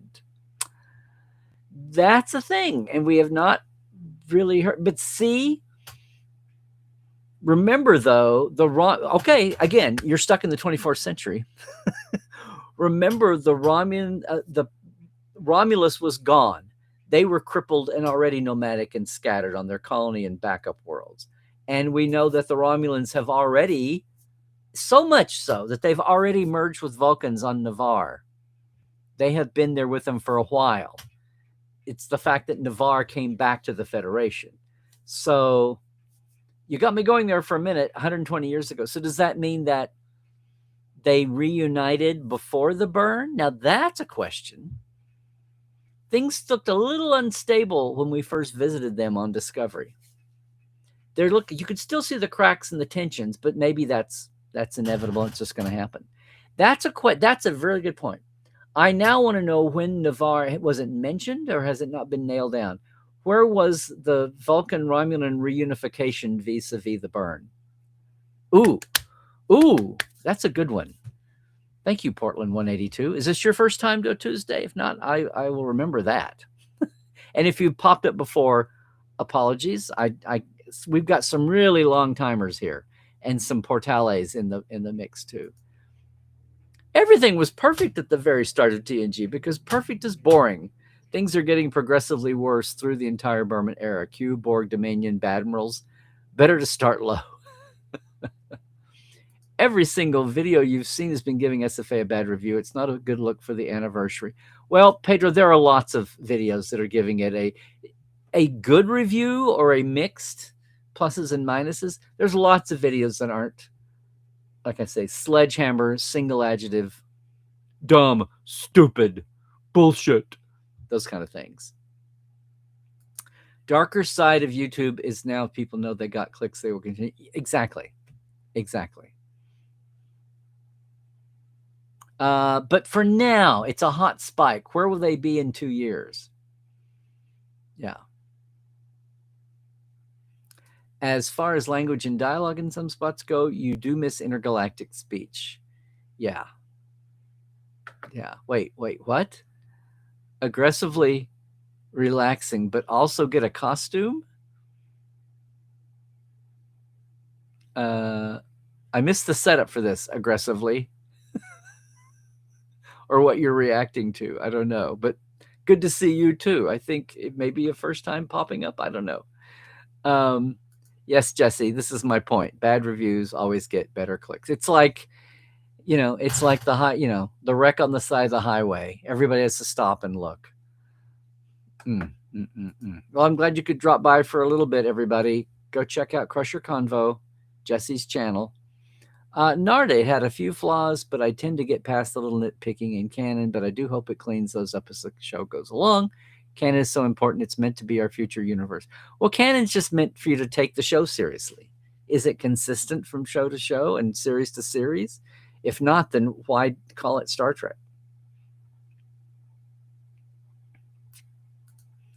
Something really cool for the anniversary to be released that unites all fandom. I mean, the 2016 anniversary had a music concert, for flipping sake. That's right, they did.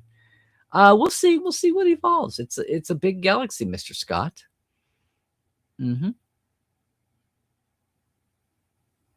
Coloring books and the Vault Blu-ray. That hasn't been 10 years. Has that been 10 years? Oh my God. No, not 10. Oh, it's over there. That hasn't been 10 years. Has it? It was before the pandemic, but was it? It wasn't for the 50th in 2016. Please tell me. Oh my gosh. Melanie, you got home. You joined us. Yay. You love Academy. You can't wait till the newest episode drops. Well, Wednesday night at midnight for us. Yeah. Hey, aggressively relaxing. The message and happy tone of Star Trek has always been an uphill battle with audiences, but I think that's why we love it so much. Tried to cancel us since the 60s Starfleet, but here we are. And a big good day to Larry and all the good Trek. Hope things are okay for you all. Thank you, Narda.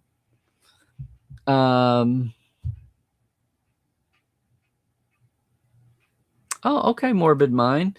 Not a fan of the series. Everything Kurtzman makes is about grand, empty things like faith and family, including you. Does that include Lower Decks and Prodigy?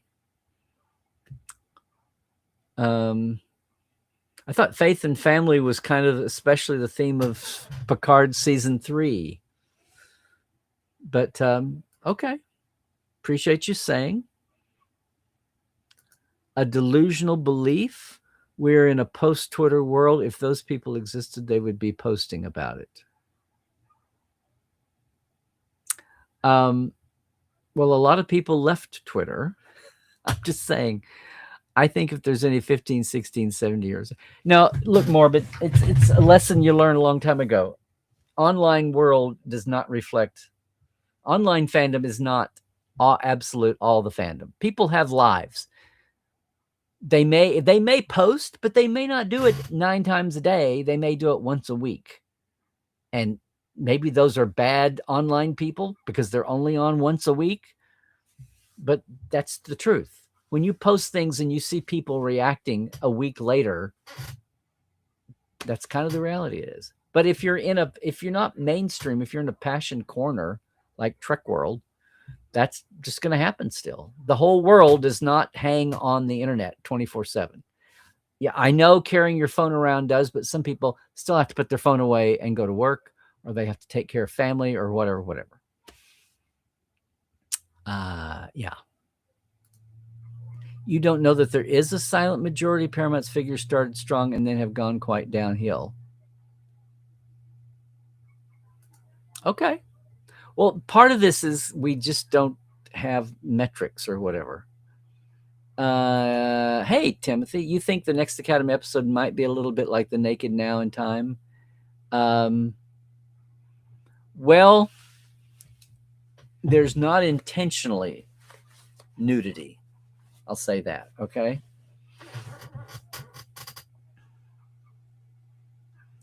And yeah, this is true.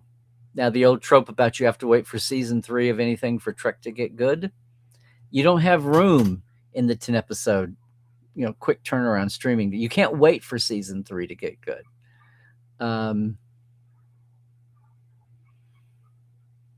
Well, Pedro, you're not alone. But you're also of a generation that thinks that way. Because you were, right? You were there for that. Well, yes, except we haven't seen the end of Strange New World. So we'll see. One of your asks is they don't turn into Teen Fest 11 soap opera. Well, Narda, I don't think you're alone on this. I think it has the makings. You're optimistic. Okay. Anton, whatever I said, you're welcome. You won't be celebrating First Contact's anniversary, but you will be celebrating the Voyage Homes. Okay.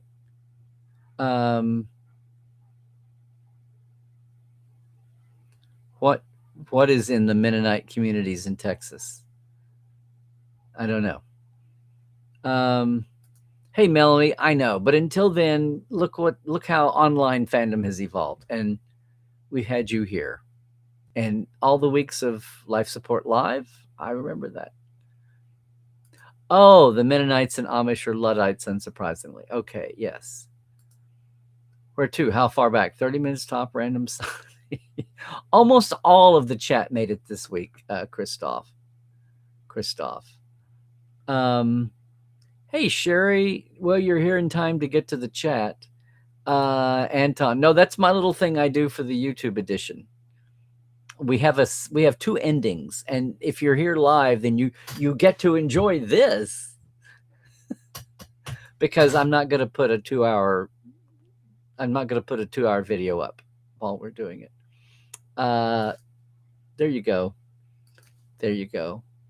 Hey, yes, Plushy McCoy says hi.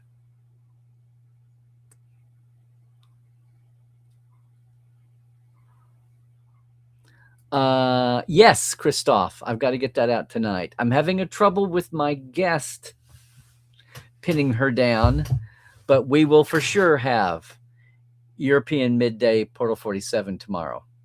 Absolutely.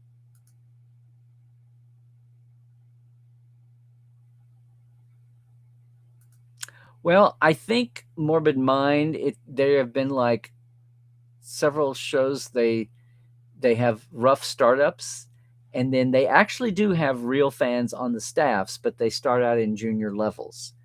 And I think Discovery got a lot better as it went along, but it was still a product of its creation. And Picard did exactly what Patrick wanted to do out of the gate, and Patrick has shown he's not always the best judge of Uber Star Trek, like in having the capacity to tell Michael Piller not to have insurrection based on Romulans, which is why we got I started to say the Paku and the Novat. No, that's a DS9 episode. The Baku and the Sonal, instead of having different flavors of Romulan factions.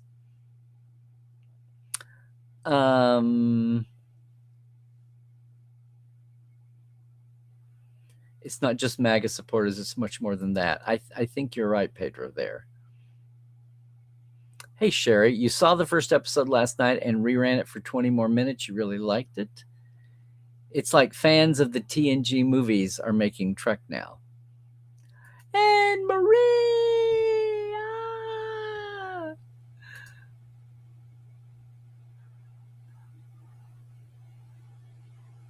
This is something that came up in another podcast I was a guest on the other day.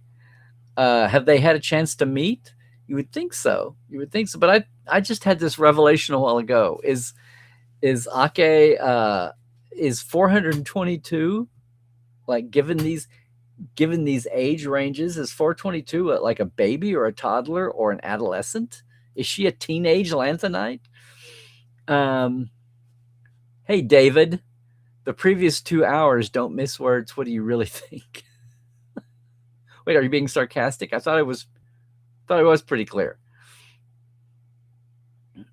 Fans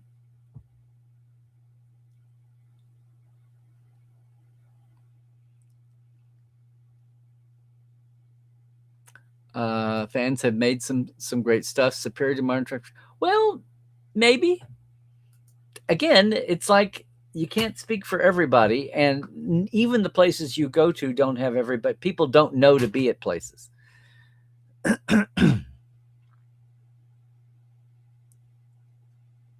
Oh, now guys, let's not go down here.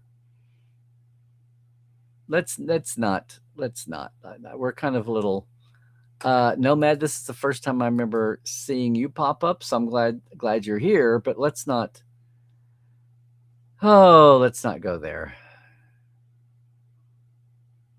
Hey, Willie, SFA is a good shofar. Go in with an open mind. Okay.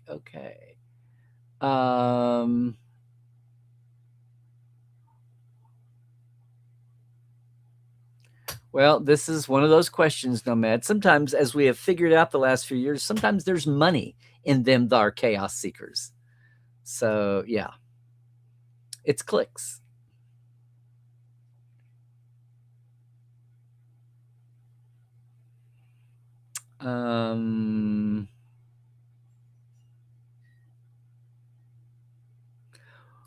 Well, that's all anybody can ask. And what's funny is people's opinions change. There's a generation that thought DS9 was too complicated, didn't go anywhere, didn't have high stakes, and now it's DS9 is the second coming of the treks that have stood the test of time. But boy, the first 10, 15 years, it was hard to watch. It was on dinky stations. You couldn't keep up with it. Oh my God, it was, if you miss one episode, you've lost out on the flow of the paradigm of the time. Yeah. Smart move, Ma. Yes, absolutely.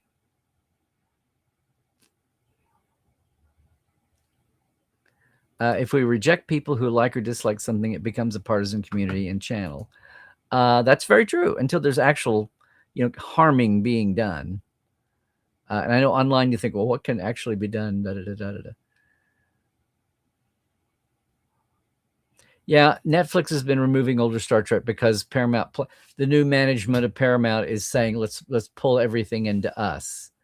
And the science of making money on the bigger channels to begin with, it's a what do? Do you give up your exclusivity because you can make ready profits over here? Or do you say, we'll never get more subscribers if we keep giving our product over?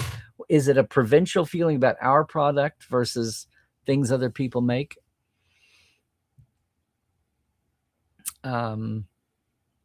Yeah. The reference to Welch was very likely a Red Dwarf reference. See, there you go. And a gazpacho reference. Yeah, Jeff Bezos owns the Enterprise A model, has it in one of his offices. People just don't get it and take all the wrong lessons. Good thing there.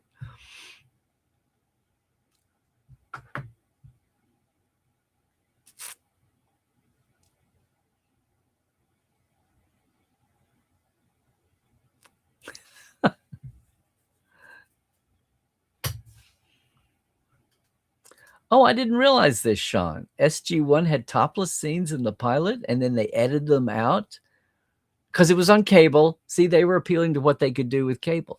And then when they went to syndication reruns, that's it. Hi, Duncan, Idaho. I'm a good man. Okay, well, I try. I try.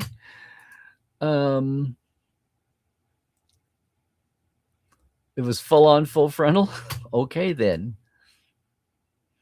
Piling on with Voyager's later seasons started with, yeah, gosh, let's see. That would have been, 99, 2000, 2001? The rise of the message boards. Well, they'd been around for 10 years. We weren't to I just know that I started, my Facebook account is from 07 and Twitter the year later. Yeah. So here you've seen glimmers of my dream of a West Wing style political drama. I just want to say that a West Wing style format would be a good way to get in and finally develop Tellarites and Orions and Betazoids and all of that. You'd finally have a vehicle to develop all the homeworlds finally that wasn't boring.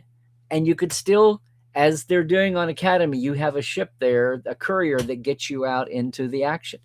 And then I was laughing at Mike Sussman for his pitch, having some aspects of that in it. So yay. But the instinct is still there. I just saw it as a way to finally, can we finally get to Teller Prime on a Star Trek West Wing? Maybe we'll finally get to Teller Prime, although the only Tellarite representative so far is Nus Braka and his family. You thought Starfleet Academy was a nice surprise. Giamatti made you laugh, and his hairstyle with the X's and O's. Over the top. Over the top. Had an issue with the later seasons of Voyager. Well, it got chaotic, right? It went from Jerry to Brannon and then to Ken Biller the last season as the ultimate showrunner. Yeah.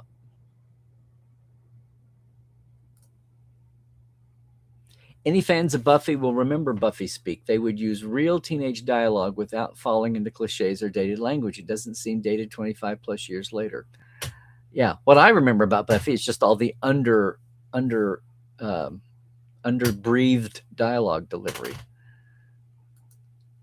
Melanie, I think you might. No, there was one other person.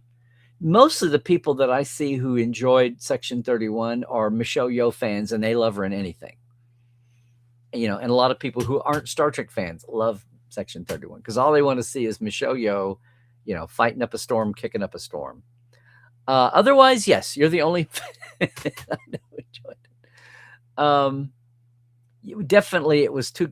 What was sad was I would love to see the individual episodes now because I think it suffered from having a series compacted down, and probably a lot of what drove motion picture crazy. Except motion picture had bigger budget and time. Doesn't Larry have a Southern accent? You think I have a Southern accent? Are you kidding me? Pedro. My gosh, Pedro. I imagine. That's my big brother's phrase. I imagine. Okay, Sherry, you're with me. Raising Arizona. That's when I think of Holly. See, I forgot she had that series. Not Raising Grace. What is it? The Grace series? She had a series. Yeah, Christian. And there's a lot, especially when it's a new series and you're getting used to the terms of that show and even some of the alien languages and things. Yeah. It's easy to criticize creative endeavors when the criticizers have never created anything of an artistic bent or had to deal with systems and people. Yeah.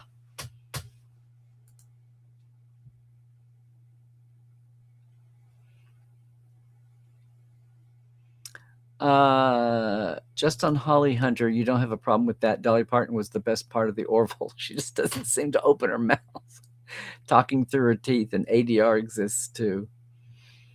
Yeah. A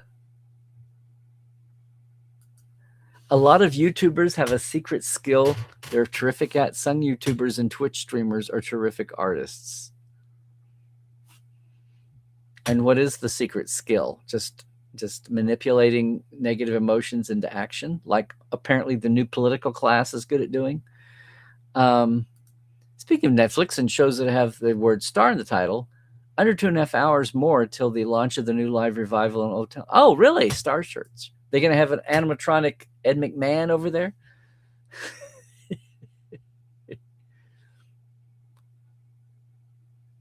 Because you're talking about yes. But 100 years later, 200 years later, is that still? I mean, you might be seeing that in real life right now, too. It's been, 60 years? No. 80 years since the end of World War II. Oh, very cool. I saw her name. Yes, and gave her a shout out. Bob, do you know if she knew Bob Picardo already, or did they just go and cast her for that? I'm curious. I started following her Instagram. I want to know if she had a nickname for the little mini shell. It was like a mini version of the big shell from, yeah. Hi. Philo Adamits.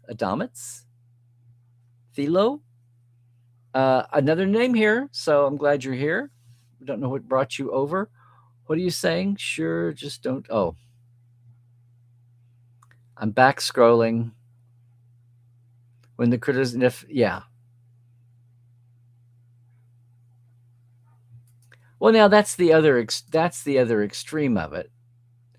People, of course, you ask questions. If people aren't asking questions, that product will soon go away.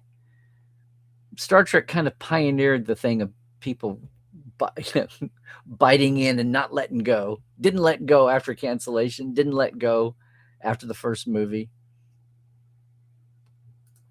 Star Trek is Earth-centric because it's filmed here. Yeah. No, I think by now it's been, I think for the last 40 years it could have been differently. But maybe after the Dominion War, maybe somebody would have re-examined that, but then no. No.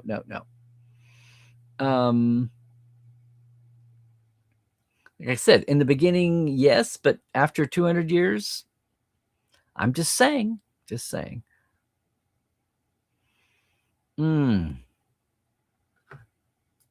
Yeah, again, get out of the 22nd century. 200 years later.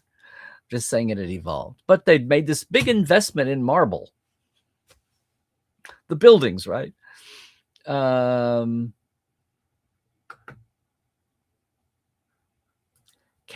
you, Melanie.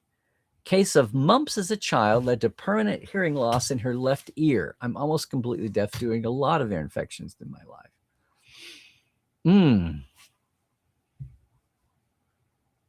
Okay, and you've figured out who's there. Okay.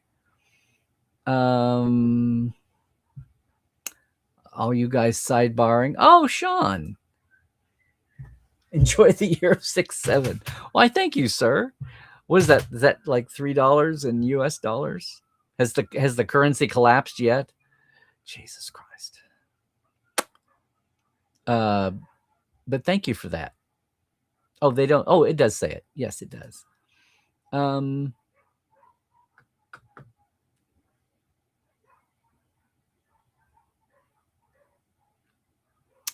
Oh, interesting. Your number one golden age and overall show is TNG. Your number one current Trek is Prodigy. Do you have your discs, Donnie?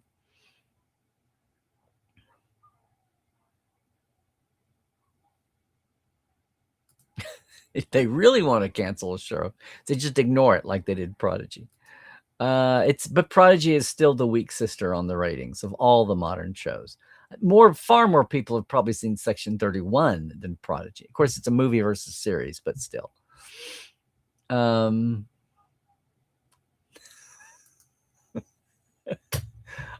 just gonna sit this right here and move on. Yeah, it'll be AI generated. Oh, hi, Pause. Haven't seen the whole SFA series, so it's hard to say anything concrete about it. People are still talking about the first 2 episodes and looking forward to the third, so it's fine. You're concerned about the writing, which so far is not as good as you'd hope for, even with the flaws it could improve. That's true.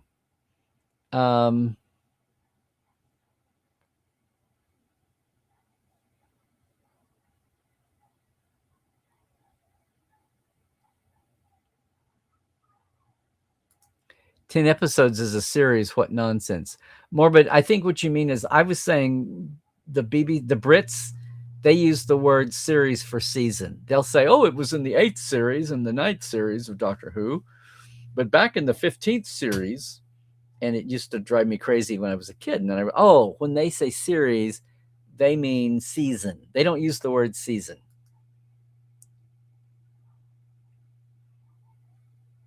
Hope I didn't just insult your intelligence and totally miss the point. Yeah, this is Stranger Things is set over 3 years, but the early teen actors are now pushing 30, playing 15. This dragged out processes drives me crazy. It drives me crazy, someone trying to cover it and understand and archive it.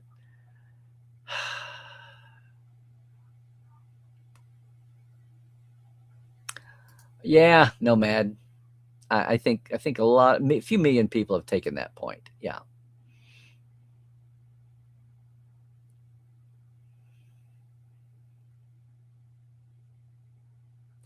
Interesting. Blue Sky is rolling out a new feature to simulcast with Twitch, so you might be able to comment via Blue Sky soon. That would be everything. Capricorn. I'm a day away from being Capricorn cusp, actually.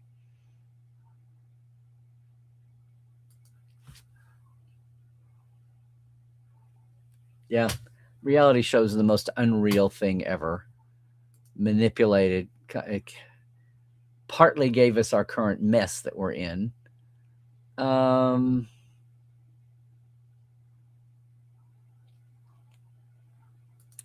What a concept. Some folks will like a show, others will not. Not going to be a consensus on every show. Being kind to friends and family, even if they have different likes and dislikes. What a concept. What a concept.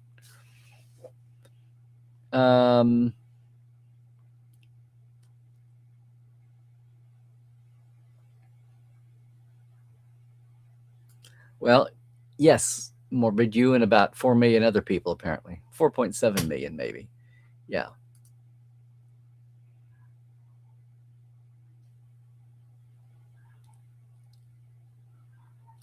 This was kind of always the question, Rob. Star Trek or Fallout? Oh, you mean Fallout the game universe. Okay, I've made Star Trek or literal Fallout, nuking ourselves.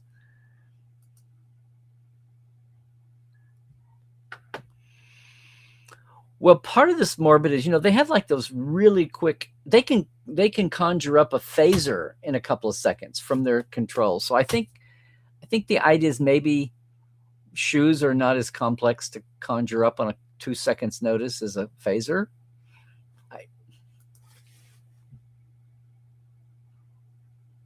Hey, Tim. Can't stand watch, but hello from New Zealand. Oh, yay. Everyone who joins Academy should go and sign up at Rotten Tomatoes and add their positive comment. Try and drown out the negative remark. Well, especially when it's a campaign, when it's above the normal organic flow of actual opinion. Yeah. When it's been sabotaged, then it needs to be desabotaged, reskewed back.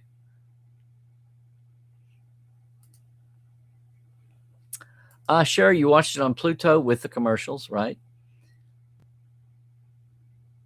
Did I not say? I forgot. Oh, I totally forgot to say happy birthday, D. Yeah, he would have been 105. I can't believe it's been 5 years since I did the centennial posts about it. I was when DS9 came out. Boldly going nowhere. Yes, you remember, right? Yeah. Yeah, Randy. If you didn't catch that, I was reading off the comments to my original YouTube post for Second Opinion, the first one of the season that covered the 2 episodes. And then I was reading to the Facebook comments on my page, my Trekland page of Facebook, with the post about the YouTube for Second Opinion for 1 and 2 were up. And then I was reading comments from the Trek Culture post where I came in and talked with Sean it was my first Trek Culture video. So I was reading off the threads of those 3. Why, thank you, Astral. That's very kind of you. MASH back in the day was the biggest show in the world a few short years pre-DS9. It never went anywhere either. Well, see, it's the same idea. Same idea. Yes, happy birthday, D. I can't believe I didn't start off with a happy birthday, D. That's always been my thing. And I will post. I've got an Instagram going up again. Yeah. Not like Star Trek's had any time to cultivate it. Well, there was that stupid 12-year, the fallow years of 12 years, right? Really, Pedro? If anything, I thought Voyager was just now has been rebounding a little bit the last 5, or maybe Voyager had an even quieter fandom than DS9 did. A lot of people coming out to defend SF. Yeah, people defending it who never thought they'd have to. Like, why is this a necessary thing? Oh, definitely. Yeah, it was sad. Out of the gate, Voyager fell back, but that was due to a lot of issues, including UPN. The Maquis were supposed to be, nothing was supposed to be so hunky-dory so fast. Drove all the writers crazy. Drove Janet crazy, sitting there processing pages every day. Give them their own ship. Call it the value. There's so many callbacks, right? What could go wrong? Oh, that was cool. I didn't go out and try to look. We were driving in LA. We were driving at 9 o'clock. Yeah. Voyager releasing in real time worldwide made it much bigger than it came. Voyager wasn't worldwide releasing. Voyager was UPN in America and even syndicated then, and it was country by country sale.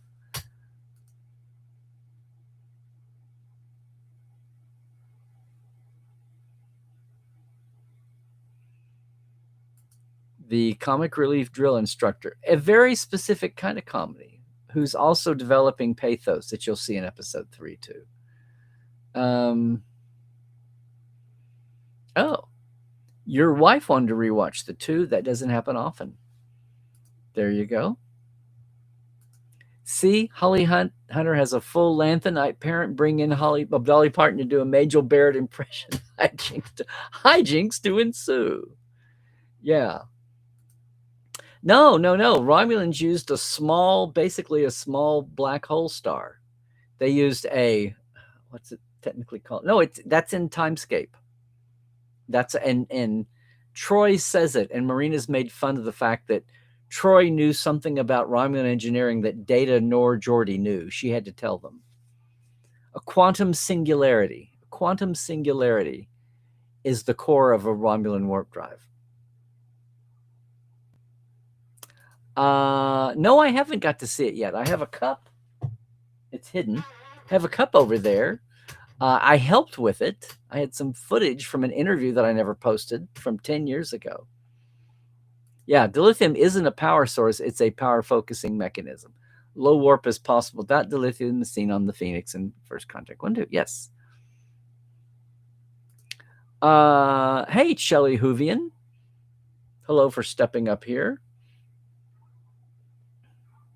Can't imagine Tholians use dilithiums for their ships being crystalline. But there's that.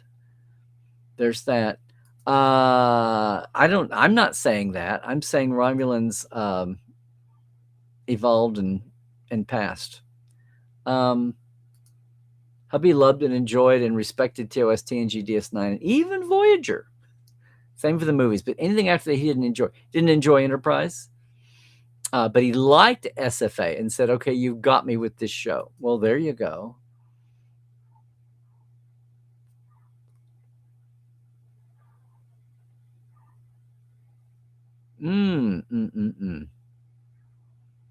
There we go.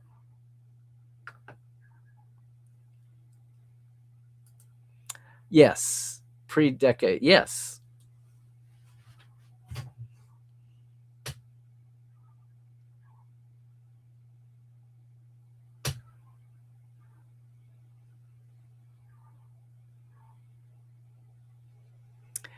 Well, yeah, but being online doesn't mean where are the places you're going and collecting at. Yeah. I'm losing the threads here sometimes. Oh, Liebchen, things are not going so well here in the UK. Not only is my telly smashed, but Netflix has pulled all Star Trek series from streaming. Yes, and refusing to pay yet another subscription to get it back. Yes. Well, Morbid, don't undercount Prodigy as a kid's show only. The threads of, especially by the second season. Have you watched Cadet Alice and Dr. Trek talk Prodigy? I invite you to take a look. My originally 6-year-old granddaughter, who is now going to be 10 in 2 months, that's how long we've been doing it, dragged it out. Prodigy got dragged out, and our recording sessions have been dragged out.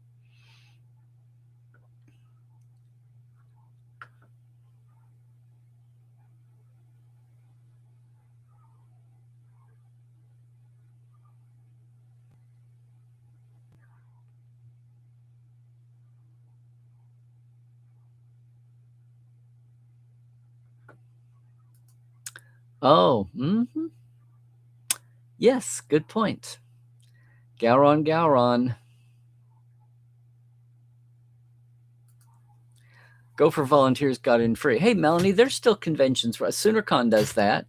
Some of the fan-run conventions and Comic-Con San Diego does that. If you sign up ahead of time and do enough hours, you get like a day free.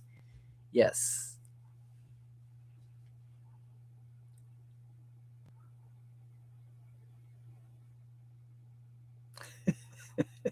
Talk about a deep dive, David, and a long-term question here.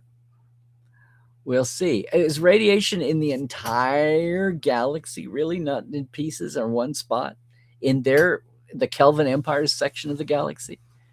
Yeah, I always thought he meant in their area, in their, otherwise they could just cross over, but then they're leaving the galaxy. So maybe they mean the whole galaxy then. The entire Andromeda galaxy is going to be irradiated. Ooh.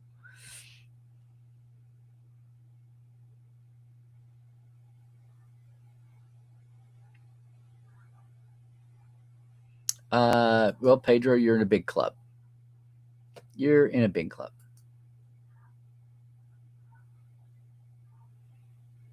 Yeah, a lot of people's viewing opportunity for DS9 on first run was crap for many reasons.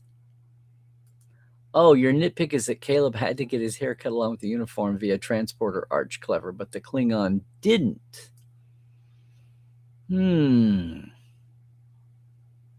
Well, maybe that's a cultural sensitivity thing.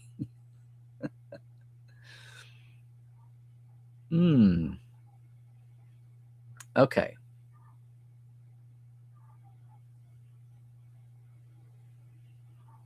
That's true. SG1 was on Showtime. That's right. That's right. Premium cable like HBO. HBO and Showtime. HBO and Showtime.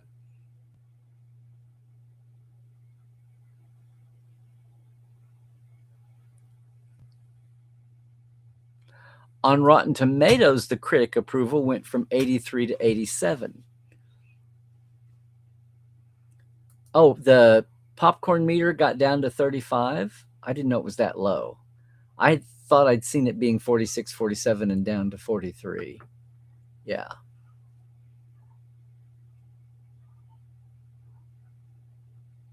Yes, walking and talking actually was invented on Star Trek, not West Wing.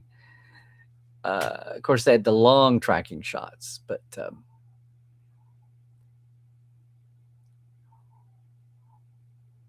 well, Jerry Taylor retired. She was 65. She wanted to retire from the industry. Now, Lisa leaving, yeah.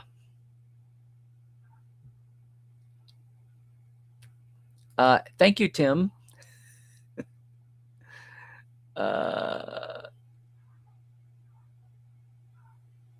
Yeah. Thank you. Saving Grace. Saving Grace. I'd totally forgotten about that show. Hi, Tube Spore. Speaking up, lurking, whatever. Love Michelle. There you go. Love the sensitive Klingon. I want to know about his mother, and I want to know about his father and his backstory, which we have not gotten. We've gotten clues.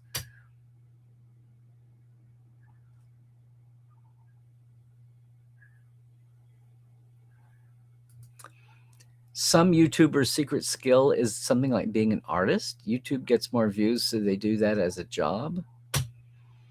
Okay. Okay.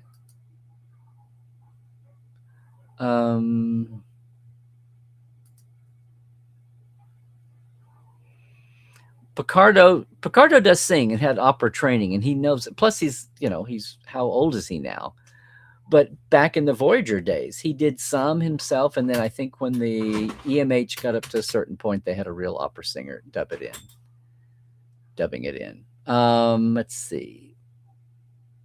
Good Lord, we're doing like last year again, like last week. Good Lord. Okay.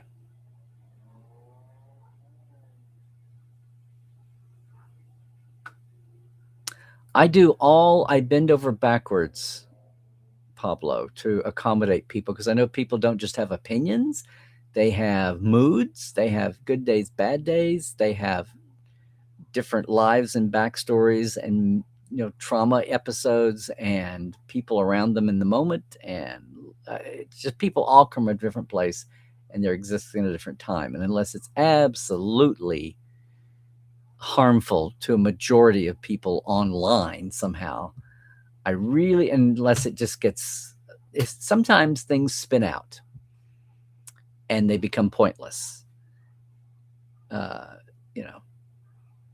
Looking like we're at the end of the chat, though, Christoph. I can always tell when you're a good barometer. There you go. You have a good guy, Narda. You should hang on to him. Oh, you're making a joke about the British. Okay. By series on the US, they mean serial, as in a group of serialized episodes, which can be serial. Yeah. Well, that's what we say. We say serialized, but we mean linking show rather than standalones. Okay.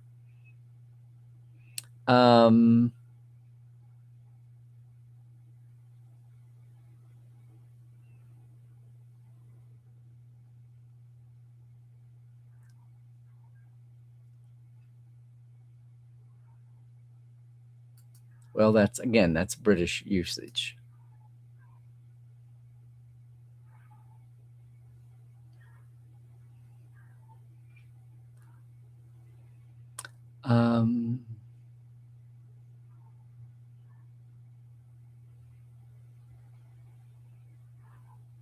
Yeah, you notice this, right? Almond basket, peanut hamper.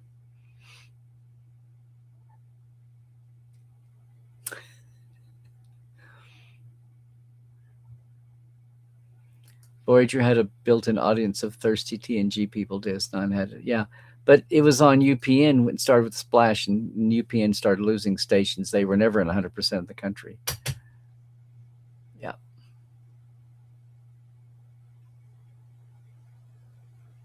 Well, there would have been an arc, Pedro, but what happened was the exact opposite. It all went away too quickly. Within one episode, it was B'Elanna punches somebody, B'Elanna punches Tom Carey, and then after that, everything's hunky-dory, and you have one or two hiccups. Yeah.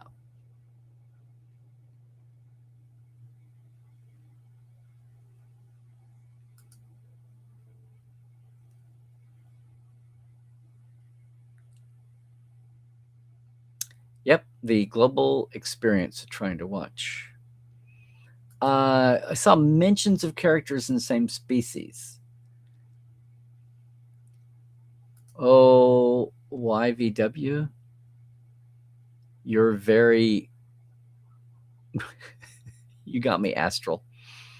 Well, good. I'm glad, Rob.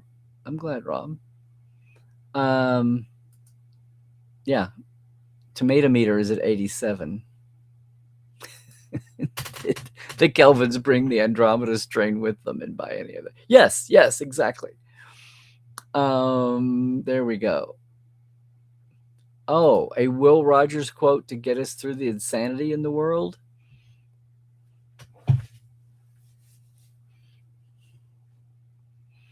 I think before FDR was elected and the Depression was getting bad, he said,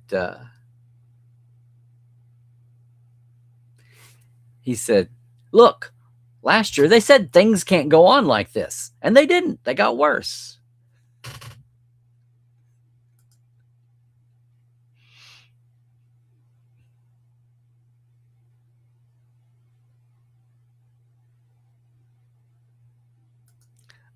Yeah, traumatized or at least bitter. Wait, I missed your setup for that, but there you go. Or like the Ferengi scientist.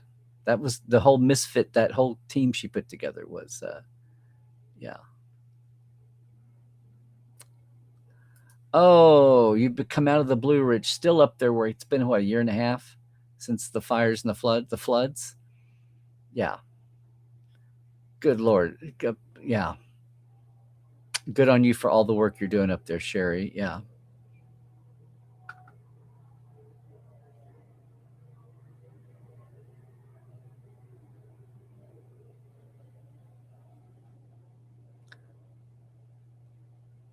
Not sure what's going on here. Okay, anyway, we are. Oh, well, tell him I said thank you and utmost respect for him too. Gang, I think that is definitely the end of the chat. Oh my goodness. Thanks for hanging with me. What a wacky early part of the year this is. I don't know. Is it diversion from some of the crazy of the outside world, or is it, I don't know, or is it its own kind of crazy? Well, one thing's for sure, the episodes are coming. Things are going to march along. We're going to see what happens with the greater meta of Trek as far as Paramount goes. And meantime, all I can say is, once again, if you're in LA, check out for a Trekland Trek. Would love to take you with you on your own customized away mission. Or if you're looking to make a big splash this year and you're not otherwise committed, the week before the Trek convention in Vegas, and you don't even have to go, it's the LA to Vegas location tours here around LA and then over across the way. Of course, I want to thank all of our Patreons once again. Thank you, gang. There we go, framing. Thank you. And if you want to see what all that's about, just check it out at patreon.com/TreklandLive. Very simple, very low key. And once again, we've got the great Rick Stormbach back on with us on the Trek Files this week, talking about the early stepping stones, the early foundation stones of this whole way we look at the tech of Star Trek now, all starting Mike Okuda and he, 1987, getting it out there. Where did that come from? How did they do it? That's the Trek Files with its own paper, thetrekfiles.com. Go to the final season, go down to the last episode and find it. Or check out all the Roddenberries at podcasts.roddenberry.com. You can also get into the Roddenberry Patreon for as little as $1 a month, access everything on Discord, and that is where we now have the Trek Files live hangout every other Monday at 4 p.m. at the Trek Files on the Roddenberry Discord, which houses a Discord for mission log, genealogy, everything else on their channel, plus a lot of fans who throw together their own live hangouts and do their own thing. And it's a lot of fun too. Otherwise, I'm on the Twitter, I'm on the Blue Sky. I'm on the Facebook as Trekland and also Instagram and Portal47.net, your backstage pass to more in-depth Trek. It's like a mini-con all year long from wherever your center seat is in the world. That's going to do it for another Tuesday. I've got some ideas for next week's show. We'll see where Trek World takes us. We'll see where Academy takes us and what the world is doing in reaction.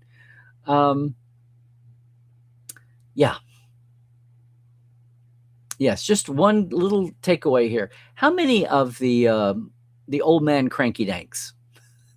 How many of the crusty oldies? How many of the folks that are doing YouTubes and such? How many of them are doing TikToks? How many of them are doing whatever is the latest Gen Z hangout online? There's a generational component going on here. But again, I feel like we're at a loss for metrics to actually measure it. But you've got to, we have been surprised in the past by conventional wisdom being blown up because we weren't tracking the right audience. We weren't tracking the emerging audience in the right place. That is why I say that newer fans don't know where to hang out. Yes, even if they're on their phones all day, that still is not being a voice in the circles.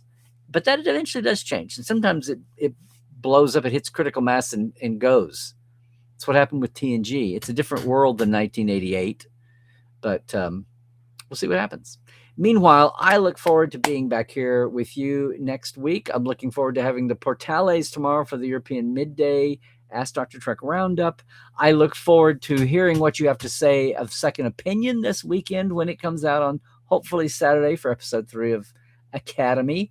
I look forward to letting you know that, okay, we've got over half of season 2 recorded. I'm going to start posting Cadet Alice, starting with a review of the Twitch game Supernova that was out. A lot of fun stuff happening. A lot of news to come. I'm barreling into the cruise. I've got, if anybody's at Gallifrey in LA, the nominal WhoCon that has other aspects, I'll be there. My friend James Kerwin with me for a couple of panels. on mainly the Saturday of Gallifrey, the first Saturday of February. Our cruise is the last of February. March is going to really open up the rest of the year. We'll see what's happening. We will see what's happening. Otherwise, gang, stay healthy. Do all the things. Stay woke. Check the sources. And trek well. Everybody.